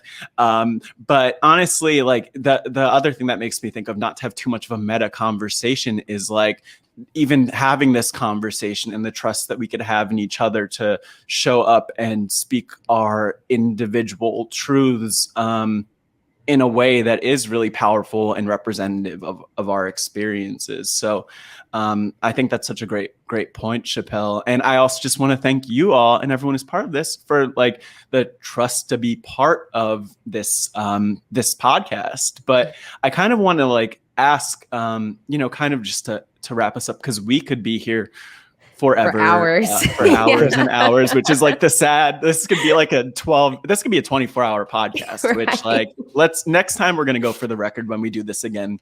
Hopefully this is not the last time that we are talking about Blackness in the context of RHAP, reality TV, podcasting. What's something that that listeners might not know that you want them to know, just when it comes to your experience as a podcaster with RHAP? Yeah. So Matt, when you reached out to me to do this podcast, I literally didn't think twice. It was an immediate yes, like immediately yes. And so, and that was, it kind of went against what my mindset when I first started podcasting. I was just like, let me not be too one way or another. Let me not be too opinionated. Let me be, like Chappelle mentioned, palatable. We had that feeling from the beginning. And I would say when I first started podcasting, I was hyper aware of every single word that came out of my mouth, how it came out of my mouth. Yeah. And just I even would go into the podcast, like, thinking beforehand, like, okay, I'm going to talk about these things, like notes for days, of course, like every podcast is the beginning. And so I had to get to a point, like a little bit into Big Brother 22, the more I was on, was just realizing, like, for one, like the way I approach other things in my life, like in school or at work, I can't triple check my work before it's put out, And so it's just like, look, all you can do is be yourself. Some things may be edited, some things may not. We may be live, after an episode, and, somebody's going to hear it even before something can be edited. So it's like, just put it out there and don't be afraid of the consequences. I think that's something I was really on top of at the very beginning, was after I finished a podcast and after it was put out, let me go through and read all the comments. Let me look up the hashtags. Let me look up my mentions on Twitter, like, to get all of that negative and positive feedback to see, like, what people are thinking. And the longer I've podcasted, the more I've eased away from that, because everyone's going to have an opinion. Some people are going to love that you said a certain sentence, and some people are going to hate that you said that certain sentence. And this is not, podcasting is not, you can't be perfect. I know that everyone deals with it, not just us as black podcasters. I know it's across the board, just podcasting, period. So I just know that, like, coming into it, knowing that, I am a Black woman. I was being hyper aware, and now that, even just, I guess, the side of me that, like, wants to, for the people that know Enneagrams, the side of me that, like, leans into a 5, as a 7, I'm just making sure that, like, I don't have to research every little thing going into a podcast to know what I'm going to be talking about. Cause I'm like, okay, I need to have all the knowledge there is to have. It's like, no, I'm podcasting about something because I have an opinion that some people might want to hear. And so, whether that I have all of the research behind it or not, it's still going to be enjoyable for me. And it may be pleasant to listen to for someone out there. And so I just kind of had to to critique myself in that way over time podcasting. So that's what it's been like for me. I will go next. I think this experience, the one thing I would like tell myself is kind of just I don't know, the struggle with being authentic has been really hard for me, because there have been moments where I've been vulnerable and like in podcasting, and there have been like nothing. Like I said it, and then like there's been like radio silence. Nobody said anything. Everything is fine. And then there's moments where I've been like, really reserved and like trying to like, appease everyone with my opinions. And everyone's been like hooping and hollering about how great I am. And I'm like I said that because I know you would like it. But if I had said it the way I wanted to say it, you might not have liked it. And it's really hard for me to deal with that sometimes, because we all want to be someone you enjoy listening to, right? Because we know if you enjoy listening to us, we get to talk more. If you don't like listening to us, eventually you will stop. And so we want to be listened to. We want to be heard, but we want our actual opinions to be heard, not just the things you want to hear.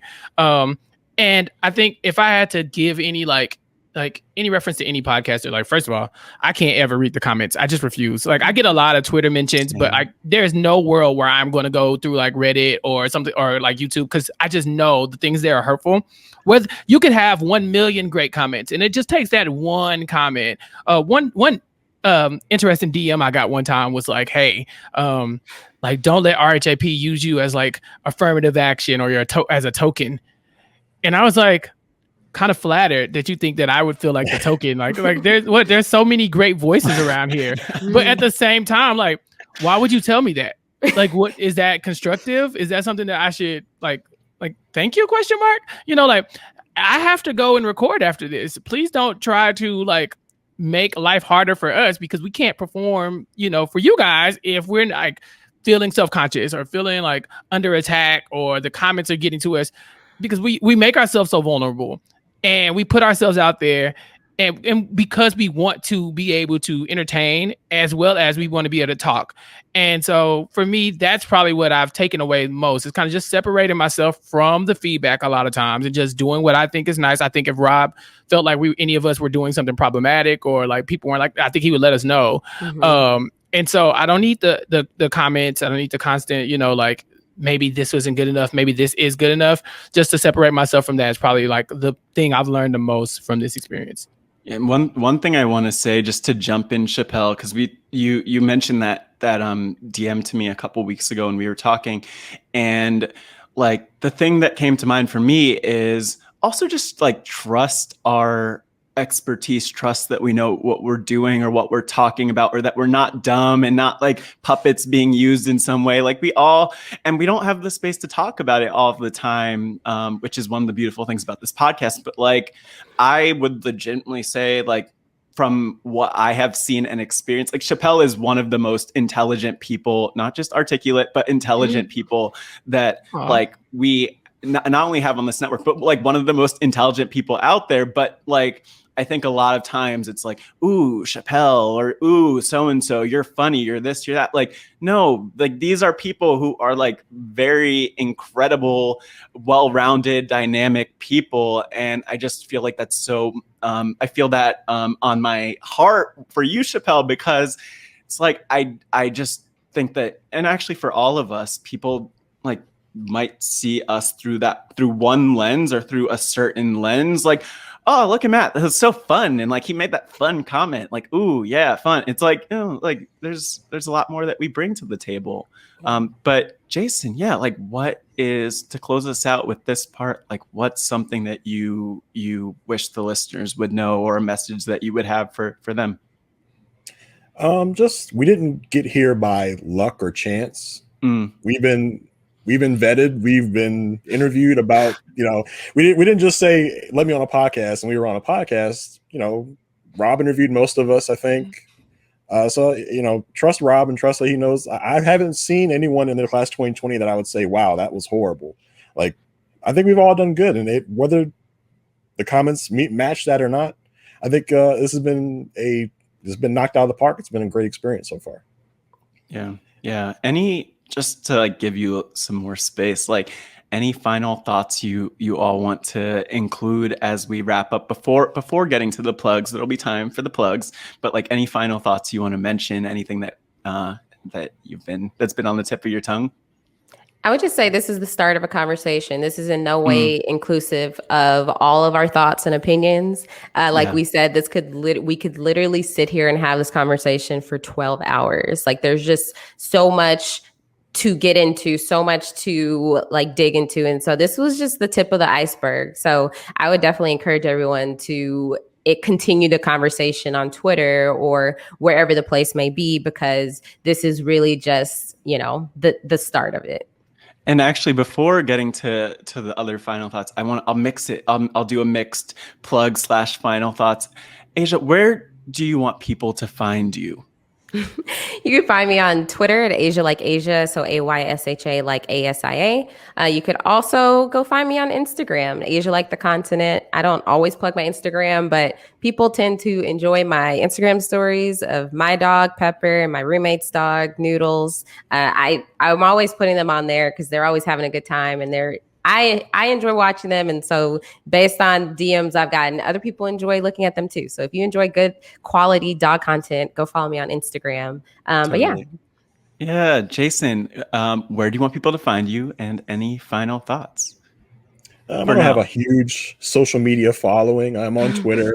I'm at JAYR1085. That's pretty much it. I'm good. Nice. And Chappelle, where do you want to be found? And final thoughts from you for now. Yeah. I don't know if I ever want to be found, but I am on. Most people know this. I am on Twitter, causing chaos at CHAPPELLS_show. That's Chappelle's show. It's because of my show. That's where I'm at. Mostly, if you want access to what I'm thinking, 9 times out of 10, I'm tweeting it. And I guess my final takeaways is that like. You guys in the RHAP community specifically have been so kind. There's been so much support and so many nice things. And I would just like encourage everyone to keep doing that, because we see the love, we feel it, and it encourages us to put ourselves out there and do other things that maybe there hasn't been a space for Black people.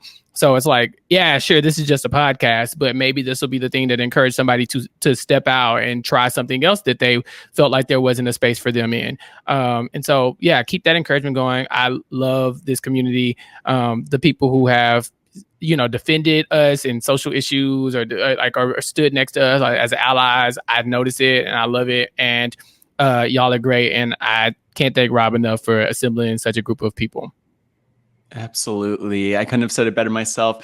Thank you all again for joining. And for those listening, coming up next, our conversation about the future of Black podcast coverage and representation in reality TV. Hey guys, my name is Jacob Jones, and the topic of podcasting while being Black, it's honestly so dope. It's honestly so dope because when I think about it, and I think about when I was a child, and honestly now growing up and watching the shows that we watch and listening to commentary and podcasts about those different shows, it was seldom that I would see people that look like me or somewhat reflect the same kind of thoughts I would have on here. So getting a chance to do that, and we think about all the people that could be watching and just getting a sense of like, dang, there's a Black man on there talking about a show that I watch. Something that's so dope, and I know as a child it would definitely have comforted me at that time as well. And we just bring a totally different perspective at times. Some people come from different spaces, going through different things, and us to be able to be on a platform and talk about these shows and bring humorous things into it, or bring just insightful things into it, or just bring things that the audience probably would never have thought about. Something that's so dope and I never take for granted. So I love it. Hi everybody, I'm Joshua, and for me, what it means to have Black representation in art forms and media means a lot. I'll tell you this, as human beings, we connect when we can relate. So when you hear somebody's voice that shares the same values you have, shares the same mannerisms that you have, or even shares some of the same past that you shared, it makes you feel like you're a part of that situation too. And when you see people of your own skin color, of your own past, of your own group, out there doing what you wish to do and succeeding at it, it gives you a feeling that that's something that you have in your own soul. And that's why Black representation matters. That's why when you give people a voice, we shine. And that's why it's been proven.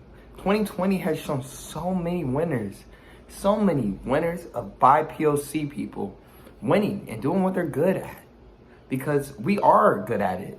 So give us that opportunity and we'll show you.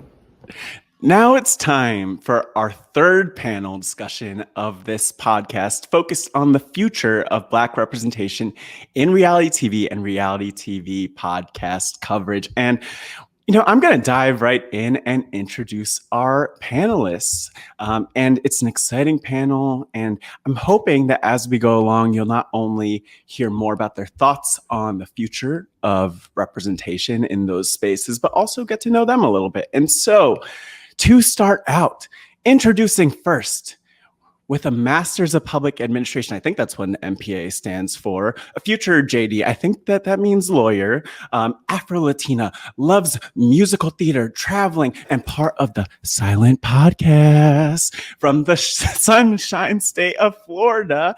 Please welcome Peace, Love, Geneva. Geneva, how are you doing today? I am good, Matt. Thank you so much for having me here. That was a perfect introduction. You got the acronym right. Yes, Public Administration and future lawyer. I'm excited to talk about the future of reality television, especially for Black people and people of color. Yeah, thank you so much. And without further ado, I will introduce our next panelist. He's a Gemini, an agent of chaos, get it? Like agent of chaos with a degree in political science. Okay, academic. He's just trying to add some joy and light to this world from the peach state of Georgia. They have a big peach on the sign, the state sign of Georgia, by the way. I want to be like him when I grow up. Please welcome AJ Norris. AJ, how are you doing today? You have me dying. This was amazing. I wasn't ready for any of this. Like, what have I stepped into? But I'm excited to talk about the future of Blackness and reality TV. This is gonna be fun with some amazing people. Like, turn up. Let's do it. Yeah, and last but not least, I'm probably the least, let's be real. But introducing our third panelist, an Inside Survivor contributor, part of the iconic game-changing Survivor Diversity campaign with an MA in Gender and Cultural Studies. Okay, another academic here. She's written an article on Blackness in Survivor and so much more from the Bay State, the Codfish State of Massachusetts. Gia Worthy, welcome to the podcast. Gia, how are you doing today? I'm doing great. It's been such a busy week, but I love Blackness and I love reality TV. So I'm so excited to be a part of this panel with all these lovely people talking about some of my favorite topics. Yeah, and just speaking of some of your favorite topics, I just want to start out by really briefly giving each of you the space to kind of talk about what it's meant over the last year being as a part of the RHAP Class of 20, but being part of RHAP. What has that meant for each of you? Maybe AJ, start out with you if I'm not cracking you up too much. Okay. I can go first. It's exciting being a part of RHAP, like 100%. As a person who's been like listening for years and who was a patron before I even applied to be a part of the class of 2020, it was so shocking. Like when we did the the podcaster mafia thing, I was just so in awe that like I'm in the same category as some of these people. Like it's not like a childhood dream, but it was like, if you told me this was a year ago that I would be on RHAP and talking about some important stuff or talking with some amazing people as a podcaster, I'd be like, you're a liar. You stop deceiving me. But I'm happy to be here. It means a lot. And I love being like a diverse voice, like a different type of voice and sounding board off of this in this world. Like, I just love that about myself. Like one thing I wanted to do is I wanted to make sure I come and not only bring the fun, but also like talk about important things when it comes up, because I feel like, at least in podcasting past, like a lot of issues that face Black people or things that impact us have been like glossed over in the past. So I'm glad I can be here to be a part of this with some amazing people.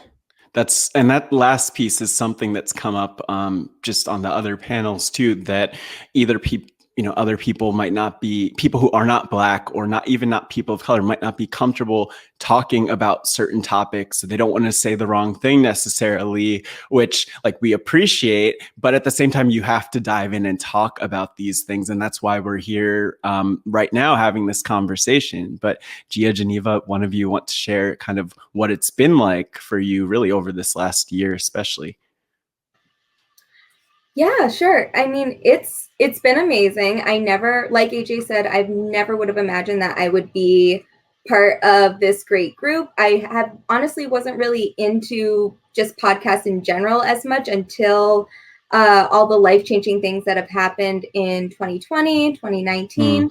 I've also just never really been a person that put themselves out there on such a public platform such as RHAP, or even writing for Inside Survivor, or writing on Blackness and Survivor Forever. That's been something that I've wanted to do, to write about these topics that really I just grew up with, because I grew up as a biracial Black woman watching these reality shows. And someone that does believe that the personal is political, and that these personal experiences that we grew up with add to, how we see the world as we get older. But it's been amazing for a couple reasons. One of which is that I definitely found some more confidence in myself, and just found my comfort place being able to talk about just some things that I'm very passionate about on a personal and a political level. But on the other side, just meeting all the wonderful people, as seeing all the wonderful podcasters that have come out of this, and all the creatives and the projects that they've been working on, just supporting everyone, even if it's not a project that I'm personally a part of. It's been so rewarding, and for several reasons. Yeah, Geneva.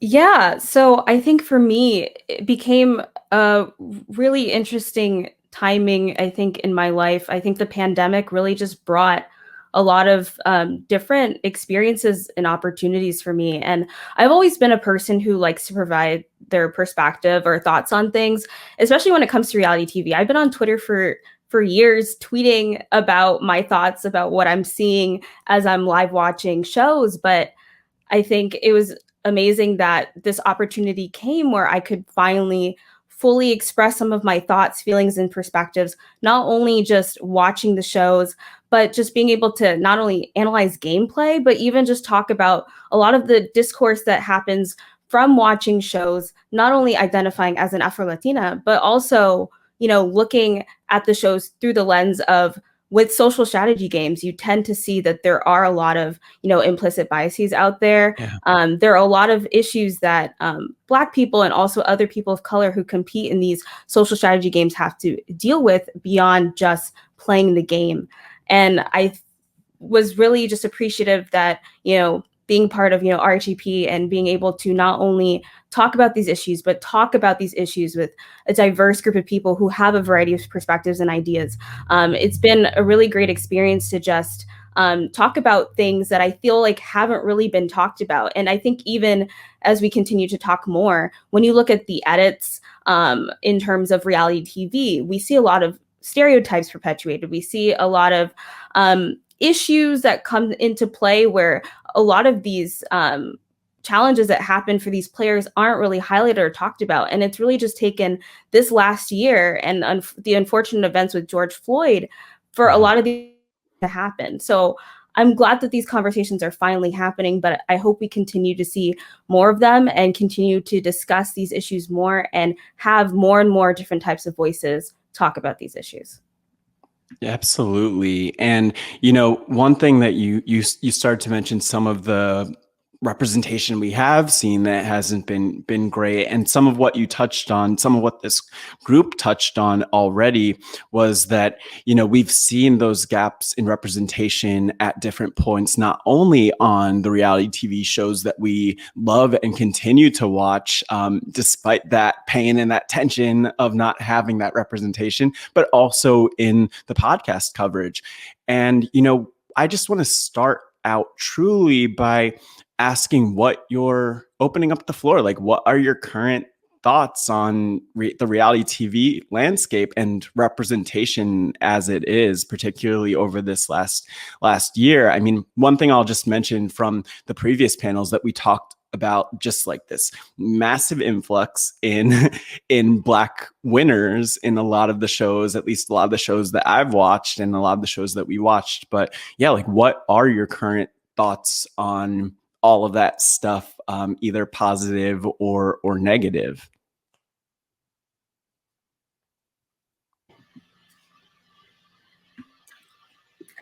I would say that I'm hopeful and I am very excited and elated to see this influx of Black winners, and also just the influx of representation that we're receiving. It's not perfect. It's going to take a very long time for it to get to a place where I'm actually content. And we still saw a lot of problems in this past year with contestants, how players of color were treated, incidents that happened on shows. But we saw, like, I will throw out Big Brother Canada, since that's the show that I watched the most recently, with that 50% representation pledge. So it wasn't perfect.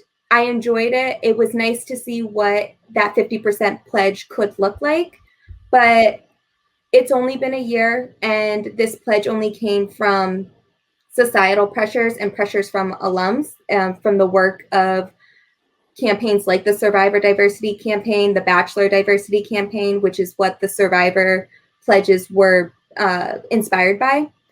But I am optimistic, but cautiously so. I would love to have this 50% diversity pledge continue, but it needs to be a consistent thing. And it can't just be in front of the camera. It has to be behind the camera as well. So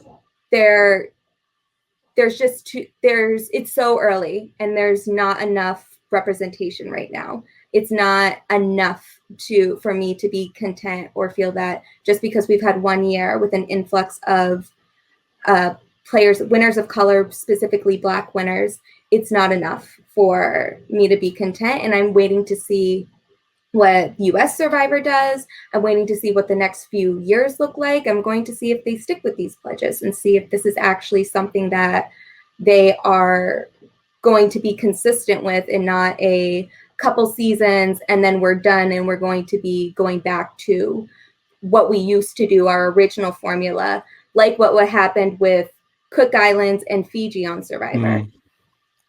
Yeah. And I think it's so interesting because we were talking before this started just about the different top 40 seasons. And one thing that that really just was hit home for me in covering Cook Islands is the fact that, you know, between those couple of seasons with Cook Islands and Fiji, you know, with Cook Islands, they were really intentionally looking to get these tribes of these 4 different ethnic groups together. And, you know, the thing that was interesting is that it kind of felt like they had like all of these great people of color left over, and they're like, oh, let's just put them on the next season. And then we kind of saw that, you know, just go away. And it was interesting to me because I think of Yule and something that he was saying at Tribal Council, you know, as he was kind of talking to the jury. And it was just this reality that, you know, we need more of these voices and more of this representation. And yet still, like 15 years later, we're still asking for it and begging for it. But actually, just like before heading to AJ and Geneva with thoughts on the current representation, like Gia, you are a Survivor expert. That is your thing. Like, and you've been involved with the Survivor Diversity Campaign, which I know we'll talk about in this, but could you talk a little bit more about like what that campaign has meant to you, and even writing about Blackness and Survivor, what that's meant to you? Yeah, so I guess I'll start from where this initially began, which was where I like to say that I have almost 20 years worth of experience with Survivor, because I started watching the show when I was about 8 or 9. And I'm 26 now, so I'm almost at the 20-year mark of my love of Survivor. But as you watch it, and as a biracial woman myself, as I'm watching it, trying a sense of what my racial identity means, but also what different representation would look like. And one of the places that we do that is through the television that we watch. And since I had an attachment to Survivor, this was the show that I really connected with, and therefore the players that I would get very connected with as well. So just watching it, and we got a couple wins. I didn't watch Marquesas until much later, so I was probably in my late teens or early 20s. But I watched in live when players like Jeremy and Earl and Wendell would win as well. So, and we saw Natalie Anderson, Sandra's second win. So we saw all those moments. I saw those all in real time. And there was always some type of pushback. Like when I got really into Survivor fandom, because I usually just would watch the show and then wait for the next season. I wasn't involved in any fandoms or anything like that, and realized the dislike people had for seasons like Fiji, which had our only all-black final 3, people questioning the validity of Sandra's win, things like that. It left a bad taste, but it wasn't really until I went to school specifically for race and cultural studies and gender and sexuality studies, where I was really able to piece together what this meant for me and why maybe some of that reception was the way it was. So I decided to take those passions into my academic life and wrote a paper on Blackness in Survivor, using the 4 winners as examples and their seasons as well, for what does Survivor tell us about Blackness. And I specifically used those seasons because there was something particular about these winners and why they won, but also because there was always a Black presence in the show because a Black player would win. So I brought these to conferences. I posted about it on Twitter, which is how the Survivor Diversity Campaign found me. So that was sort of my journey, and that was an academic paper. So I eventually condensed it into an article, and that's what's published on Inside Survivor. And so I was asked to be a part of the Survivor Diversity Campaign with the Twitter page, helping run the Twitter page. We have a really lovely team on there. And they started with the petition, which had a list of what the Soul Survivors organization was asking for these changes, both in front of behind the camera, and one of which was a 30% pledge for players of color. And it was eventually brought up to 50, which was absolutely amazing. And a lot of that is by the work of the Survivor alums that worked hard to make sure these changes happened. And also from the Survivor fans that really wanted to see these changes happen as well. But I was really excited, and I'm still a part of the page, and I'm very happy to be a part of the page. And even though we have our 50% pledge, that's great. But again, like all the things I said before, we really want to see this as a long-term change. And what is this change going to look like? And how are these stories going to be told? Who are we highlighting in these stories? And are we falling back on stereotypes like they've done in the past, or other pitfalls that they've been in the past? And it's not just Survivor that does this, but that's the show that I was writing about. And that's what this petition is for. So we also use the page to highlight past players. We do little fantasy drafts to see what players fans would like to see come back again. We do posts about past seasons or past incidences in Survivor and why these moments are either great or whether they're problematic or not. So it's a wide spectrum of things, and I'm really excited that we have a space to have these conversations. And if you aren't following it, you definitely should. I can give a little plug at the end, but it's at Serve Diversity. So I'll say it again at the end. But yeah, so it's a great space, and it's great to have that consistent space where we can have these discussions about diversity in Survivor, but also in other shows, because we have been giving shout outs to, you know, Big Brother Canada just finished their season. Survivor South Africa is starting up as well. So it's nice to have that space, even if it's just one space right now where you can log on to Twitter and see some of the discussions we're having about the past, present, and future of Blackness on Survivor, and in a larger context of reality TV in general. Yeah, I think that's it's so powerful to hear that. And it kind of like is a good point to kind of shift the conversation a little bit to thinking about the future. And something that just came to mind for me as you were saying all that is that really because of these pushes and that we've seen, particularly the Survivor Diversity Campaign, but also the Black Survivor Alliance and other groups with other reality shows that have done some similar things, you know, we've started to witness that future come to life little by little. There is a lot of work to be done, as you're pointing out. There's a lot of making sure that it's not just diversity, but also inclusion and also representation, and also that the situations that players are in are equitable as well. But, you know, looking to AJ, Geneva, I'd kind of love to know, you know, for one, like what part of that, if there's part of it that of what Gia said that resonates with you, but also if there is like an example of the representation that you've seen over the last year that either stands out to you as a positive or a negative. I think I'll start first. I agree with a lot of what Gia said. I think that we've had a lot of great improvements over time. If we look even just like within the, you know, early 2000s to today, we've seen a lot of progress. I think it's amazing that we've seen a variety of different winners, especially Black winners over the last year. Even, you know, from Deleesa to Lady Leisure to Billy to Amber to Tychon, and a variety of other shows. And even like Justine on Love Island last year and Davon winning, you know, America's Favorite. I think that all of these are definitely very important to highlight. But I think even so, kind of as Gia was touching on, I think that what's also important is not only in front of the screen, but behind the screen.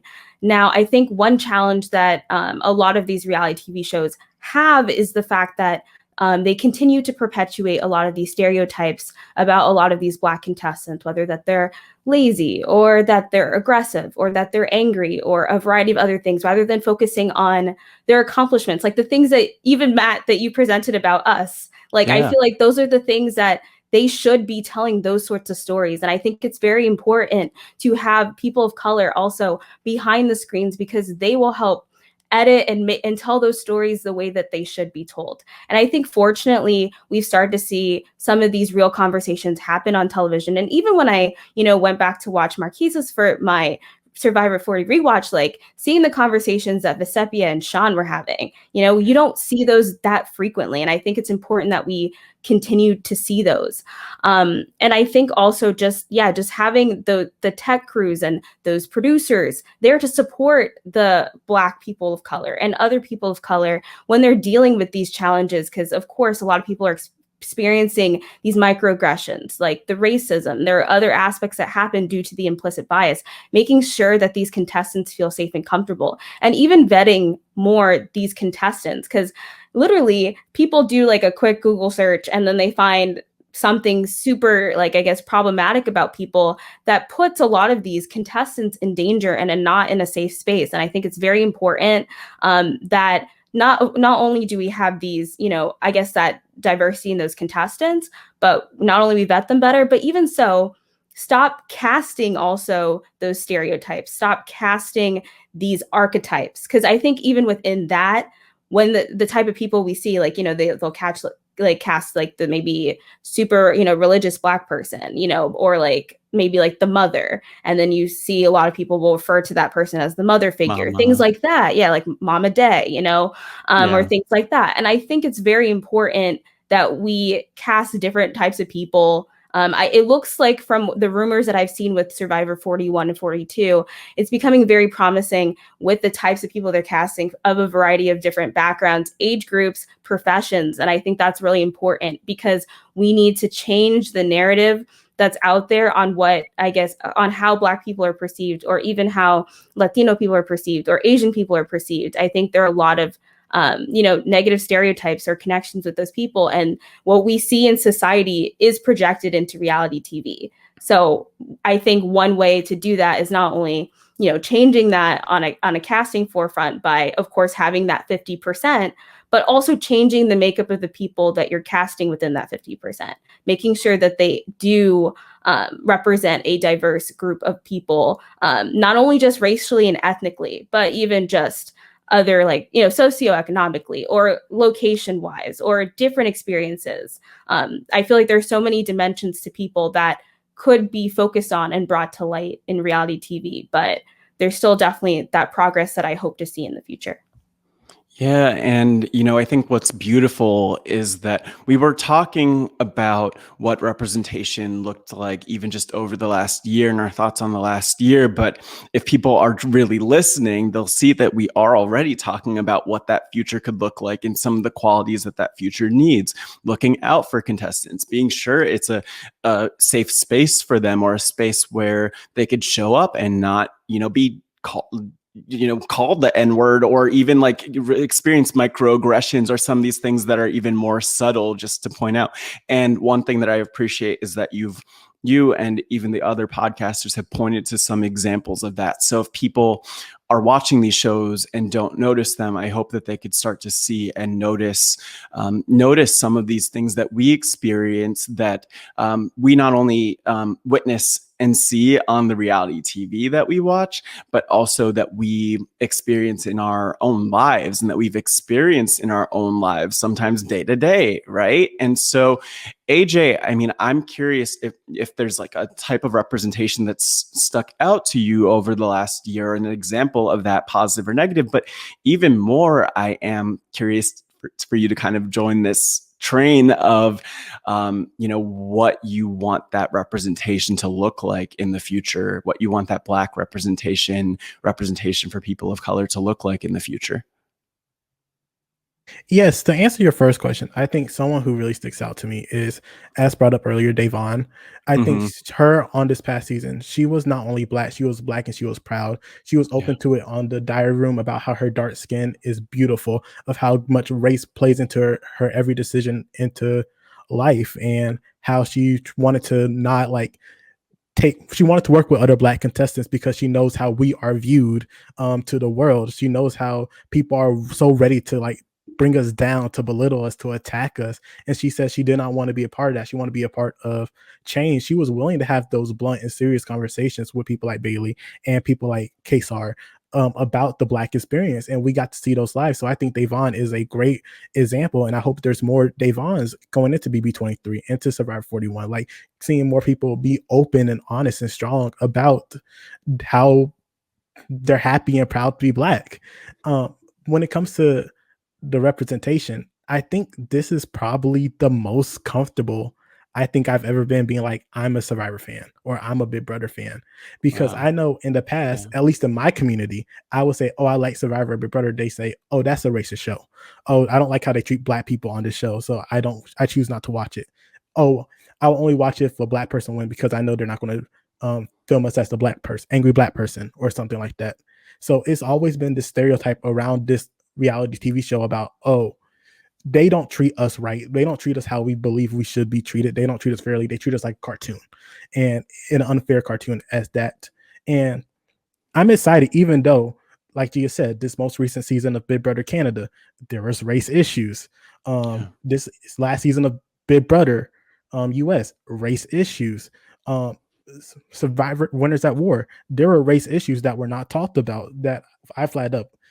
This season of Survivor South Africa, when we were recording this, we're 2 episodes in. Episode 1, I was like, that's the issue. Episode 2, there are race issues still going on. And this is a diverse cast, and had 5 or 6 people of color on the cast. So just adding people of color is not the end all be all. More of us is not it. Like Geneva said, it depends how you treat us, how you take care of us, vet us, put us in situations where we are comfortable, where we can thrive, where we don't have to worry about being a stereotype or how that's going to come off, or the microaggressions that's going to come at us, because people be like, it's not an issue because they didn't say a slur or they didn't attack them. But like, that's not the only issue that Black people face. Like, you don't have to say the N-word to like get me riled up or to offend me. So I am very excited. Like, there's changes in the background, more people in casting. They're casting more people of color, and people are like, it's not good. Oh, they're just casting Black people. Like, they're waiting for the season to fail, for the season to be a flop, because they're like, these adding so much people of color, when they bring on the best people, like Black people, when we show up and we show out, like straight up. Like, we are great TV. We like to strategize when we're given the opportunity. And I like to see us given the opportunity. And I would like to see hearts and mind of the people that they cast begin to change, and people to come into these upcoming reality shows being open-minded and being willing to understand our perspective, listen to us, and not immediately get on defense or offense. Because I know I'm like, there are issues here, there, and other. I love the show. I love the show so much. So I'm willing to say there are issues so that way I can have a better experience. I want this to be a better show to go on for a long period of time.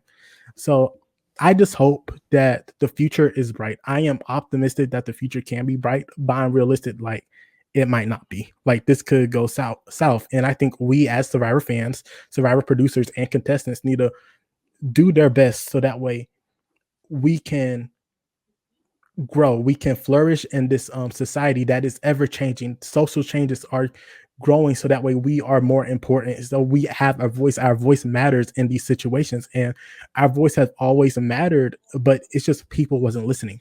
People would not listen, and we need to be listened to. And I feel like people are willing to listen now and come to the table, and that gives me hope for the future. Yeah, and I think of like the people, oh man, honestly, I think about, our voices as podcasters, because everyone who is part of this project and part of this podcast is really, we're standing up for what we believe in and for who we are. But at the same time, the thing that's unfortunate is that there are going to be people who negatively receive it or who don't like what's coming out of our mouths. And I think if there's one thing I could like ask for in line with just some of what we've said, it's like, stop to listen, stop to consider where this is coming from. Something I was thinking about earlier today, even unrelated to this, was just how often as people of color, as Black people, we are in situations where we are thinking about these issues just because that's our life. Like, it's not the type of thing where like we walk into a room and there's a diversity training and it's like, oh my gosh, I didn't know that this was a thing. Oh, like, this is a part of our lives. And so not only do we have, even on this panel, there's like that, some of that academic representation for these issues, but even more, that lived experience is so valuable. And if there's one thing I could really ask for from people who are listening, number one, if you're listening still to this point in the podcast, like, thank you for like listening to our voices, but also like, if you're listening and if there's something that you don't get or that doesn't make sense, just know that, I think the YouTube version of this is really helpful, because you could see us nodding along and see that there's something that's a shared experience. This is our first time meeting each other and connecting and coming together, right? We didn't plan these things and plan what we were saying and coordinate it. And I think that, I hope that people could appreciate that all of these different Black perspectives, because we're not a monolith, we're all different, we're all individuals, we're all unique in our own ways, are coming from a place that I hope shows and shines a light that, we need to learn. There's growth, and there's room for growth, as we talk about representation in reality TV. I think that comment I just made also points to the fact that there's room for growth when it comes to RHAP and when it comes to podcasting and representation. And we touched on some of that, but I just kind of want to open it up to all of you. Like, how do you think the podcast coverage can do better to not only represent the Black voice on reality TV, but like, what are some of the ways that you'd like to see RHAP, Rob, his podcast, improve when it comes to this stuff? Yeah, I think that especially over the last year, RHAP has done a really great job of bringing in new voices through the class of 2020. Like, I am really glad that we've got so many new voices, new perspectives talking about, a variety of reality television shows and providing their nuances, especially as Black people, especially with competition reality shows, because, there are other aspects of the shows that I think we can understand and experience like through our lived experience. I'd say that as RHAP continues to grow, I just hope to see more opportunities for Black, Asian, Latinx voices to host shows. I think it's great that we do have a few voices who are currently hosting their own shows, but I think also there are a lot of other like great people who have great perspectives, and I think a host definitely sets the tone for a conversation, so they might actually have that added perspective or ideal that they can bring about. And I also think that in addition to having more diverse hosts, I think integrating even into the more established shows more guests of color within those. And lastly, I think the other main thing is just bringing in more diverse reality television to expose not the RHAP community to some really great other shows that are out there, and just I think increasing the lens of allowing people to learn from different experiences, different ideas and perspectives. I think that so far there's a lot of progress, but I think that, I hope to hear more voices even beyond like those communities that I even mentioned. I think that there are a lot of diversity. There's a lot of diversity and perspective that comes beyond race and, ethnic groups, and people have different lived experiences. And I hope to continue to hear that not only as guest podcasters, but especially as hosts and in future content.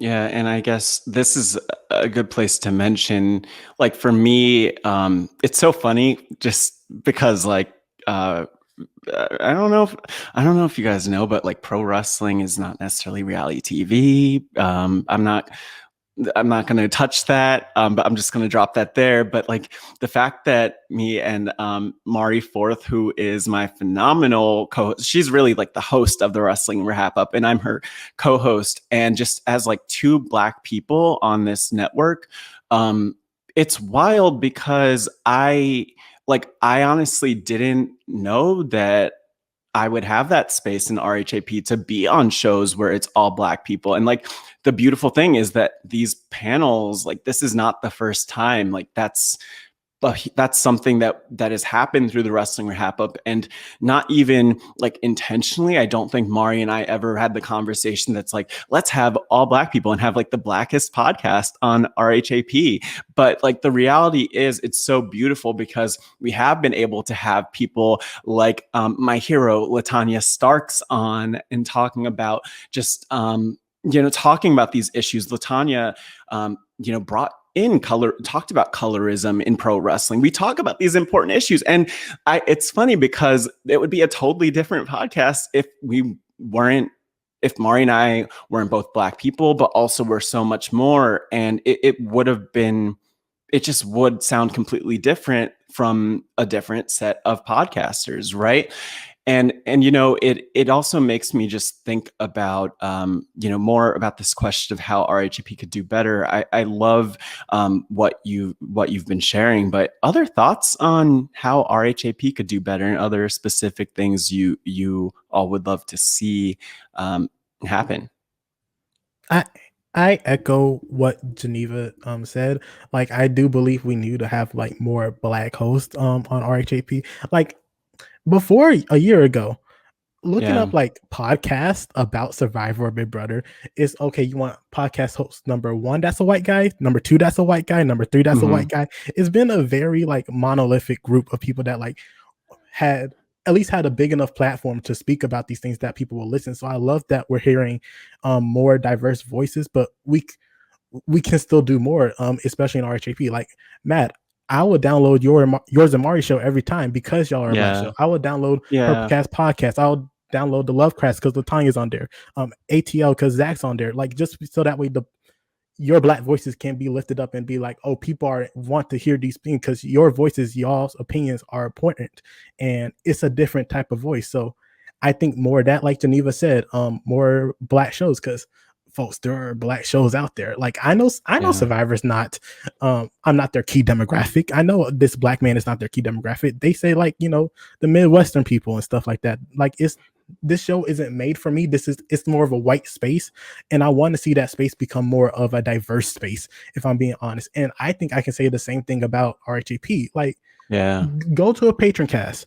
There's maybe 3-4 people of color on there at most, and these things last for 4 or 5 hours with so many different people coming through. So I would like for RHAP to become a more welcoming, inclusive group for people of color. Like, I notice, like, whenever I'm interacting with RHAP people, like, it's like a lot of white folks, if I'm being 100% honest. And it's like, they talk about stuff that I'm like, okay, this is interesting, but this does not interest me as a Black person. As I wish there was more Black people around so we can talk about X, Y, and Z, right?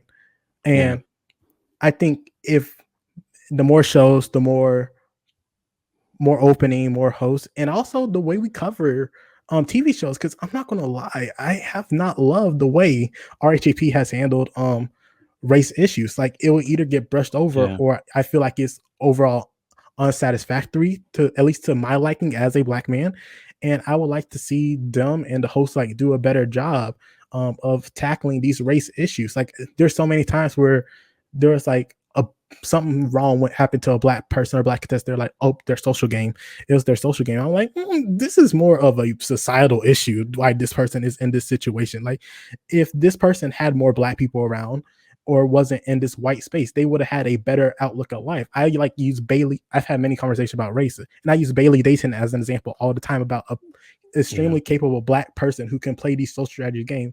But because of the situation that she was put in, she is attacked, she is belittled, she is in these bad situations. She's not perfect, but she's more capable than people give credit for. Like, heck, in reality TV, if your name is not Sari or Jeremy, I don't think you get the credit you deserve if you're a Black contestant on any of these shows. And I would like to see a lot of that change in RHAP, but that's just my 2 cents. Yeah, and I want to add to, and I add this because, like, I think we know this, and this isn't the point that needs to be stressed, but just to say it before getting to your thoughts on this, Gia, is just, you know, like, when we have these conversations, this podcast is a great example, but also when each of you shows up on a podcast and talks about these issues in an informed, insightful way, it actually models the conversations that we want people to have. And I think one thing that I'm hoping, and that I have seen to an extent, is that people, you know, people who are not people of color, podcasters who are not people of color, are starting to dive in and just recognize these issues and you know, touch on them as best as possible. And actually, I would say a lot of people are getting a lot better at covering these issues, even though there's a lot of work to be done. But I think that, you know, the point there being, like, we are modeling these conversations, and hopefully people are listening and learning as we do it. And you know, we you know, we're not going on and trashing people. Like, we appreciate the listeners, and we know that not everyone has the same understanding that we do, but it's like, please just listen, like, learn if you have to learn what you have to learn. We all have room to grow, even Black podcasters, even people of color. Gia, how else do you think, would you say that RHAP could grow? Yes to everything that AJ and Geneva have already covered. Yes to everything that you've been saying as well. Completely agree on those areas about where the improvement can be made. I don't have too much to add on what has already been said, but you know, we have a wealth of talent at RHAP. Like, I messaged AJ after the Nicaragua podcast came out saying how I loved everything that he had to say during it. You know, like, I've giving, like, uplifting each other as much as we can and realize, like come listen to my friend on the podcast. I've been listening to all the Top Chef podcasts and hearing LaTanya gush about Dawn on there because she's still in the competition and I'm so excited. But things like that, uplifting each other, really making this a space where we can get so many different perspectives and walks of life, not just for Black people, but yes, of course, with Black people, but then also with Asian, Latinx, indigenous cultures, Pacific Islanders, any new perspectives. You said it at the beginning, we've all done masters, we're academics. I love to learn. I don't need to always be the main voice in the room. I want as many opportunities as I can to learn something, even if it's in a reality TV show context. There's always a new perspective that I'm excited to listen to or learn something new, even if it's not my particular life experience as well. More opportunities to uplift each other. Just like this panel right here is incredible. I'm so excited to listen to the 2 panels before it as well. It's an amazing lineup. And I look forward to having more opportunities in the future to listen and uplift the diverse representation that I'm hoping we consistently have in RHAP, and that we're able to really continue and build on what we've been learning and where we think there is room to grow. I listened to the Podcaster Mafia thing. I'm almost done right now. And it was just so fun. It was so fun to listen to everyone playing and just to have a moment to just show support for it. Things like that. I want more time. I want more chances to not just be a part of that community, but support others in that community, because we have amazing talent on all different fronts. We have a lot of opportunities to learn and to grow and to really show love and appreciation for one another. And I think this is a community that really believes in each other, and podcasters that really believe in each other, that we have the abilities to make that happen and to continue to build off of that.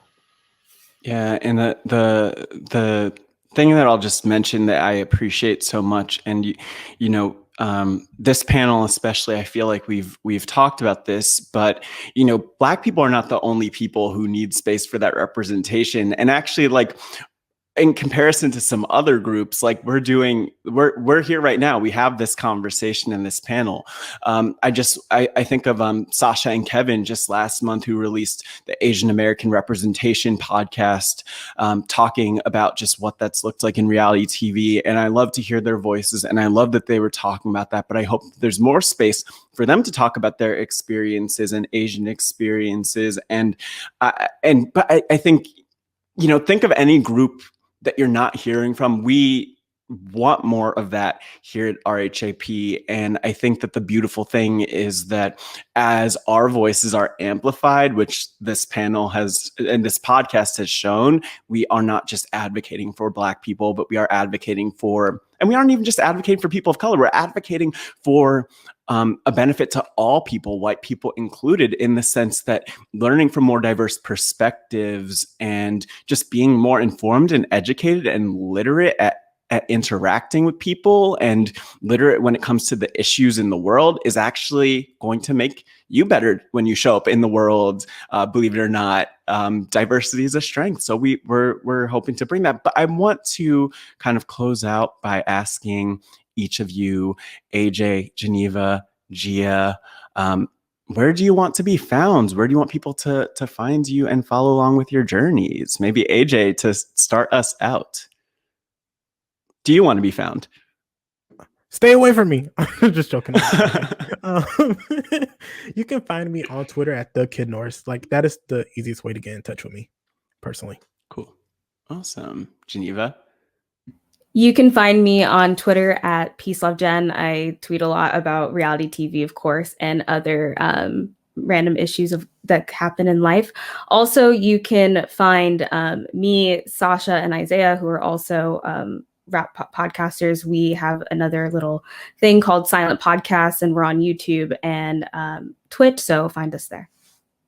I'm a fan of Silent Podcasts, by the way. Love to tune in whenever that pops up. Gia, where can we find you? But also, I know you want to shout out the other thing, Survivor Diversity campaign too. So tell us where to look. You can find me on Twitter, for my personal Twitter, at Classically Gia. I tweet lots of nonsensical questions related to Survivor and other reality shows. I'm currently recapping Survivor South Africa for Inside Survivor, so you can read some of my write-ups on that every week. And yeah, just, I'm a fun person. I like answering people, so I recommend following me. But more importantly, I'm gonna get the giggles out. But more importantly, please, if you haven't already, follow the Survivor Diversity Campaign Twitter page. Just because we got the 50% pledge does not mean we are done or anywhere close to being done. We do our Player of the Week posts. We do Fantasy Fat Friday drafts. We talk about Survivor, what we've seen in the past, what's happening in the present, and what we hope to see and what we are going to see in the future. So I highly recommend that you follow it. If you aren't following it, what are you doing? Go follow it. Yeah. And it's at Serve SURV Diversity. Yeah, but this is amazing. Thank you so much, all of you, for being here, for being part of this final panel as part of the podcast. And all I could say is #I'mAFunGuy, circle message.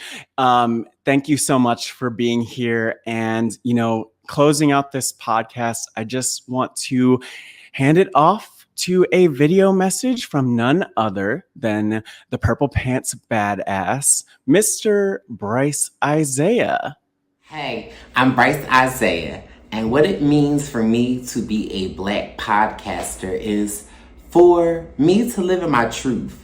Anyone that listens to me on my podcast, I encourage you to live in your truth. And what I have found that in almost the 2 years of me podcasting is that people find strength, people find encouragement in hearing someone that looks like them, someone that sounds like them, someone that listens to the same music as them, gives them strength. And so long in my life, I have grown up. I'm in my late 20s to early 30s to 35 years old. And I still am searching for role models that represent who I am, represent the things that I stand for. And I find that being a podcaster, the thousands of listeners that listen to me can resonate in something about me and me living in my true authentic self of being a Black gay man. And I didn't have that, growing up. I didn't find it cool to be Black and gay. And I always said to myself, why haven't I found the love of my life? I don't want to be old. I don't want to be gay. all of these things. And the more I think about it and the more I live in my truth, and which I encourage everyone that listens to me to live in their truth, is that the more I accept who I am, the more I walk down the path of who Bryce Isaiah is, the more blessings I see, the more blessings I receive. And honestly, that's what it means to me to be a Black podcaster, is to be yourself, to unapologetically cuss, to unapologetically drink when you want to drink responsibly, but really just let your hair down, be yourself. And that's really what I love so much about podcasting, is that I can be myself. I can let my hair down. And there are people that are like, I get it. I see you. And I love that. And there are things that I did not have in my life. That is what I love about podcasting, is that the things that I did not have, I can be myself, and I am giving what I did not have to others. And truly, that is the best part about being a Black podcaster. And not only being a Black podcaster, but being a Black openly gay man, 35 years old. Ooh. looking like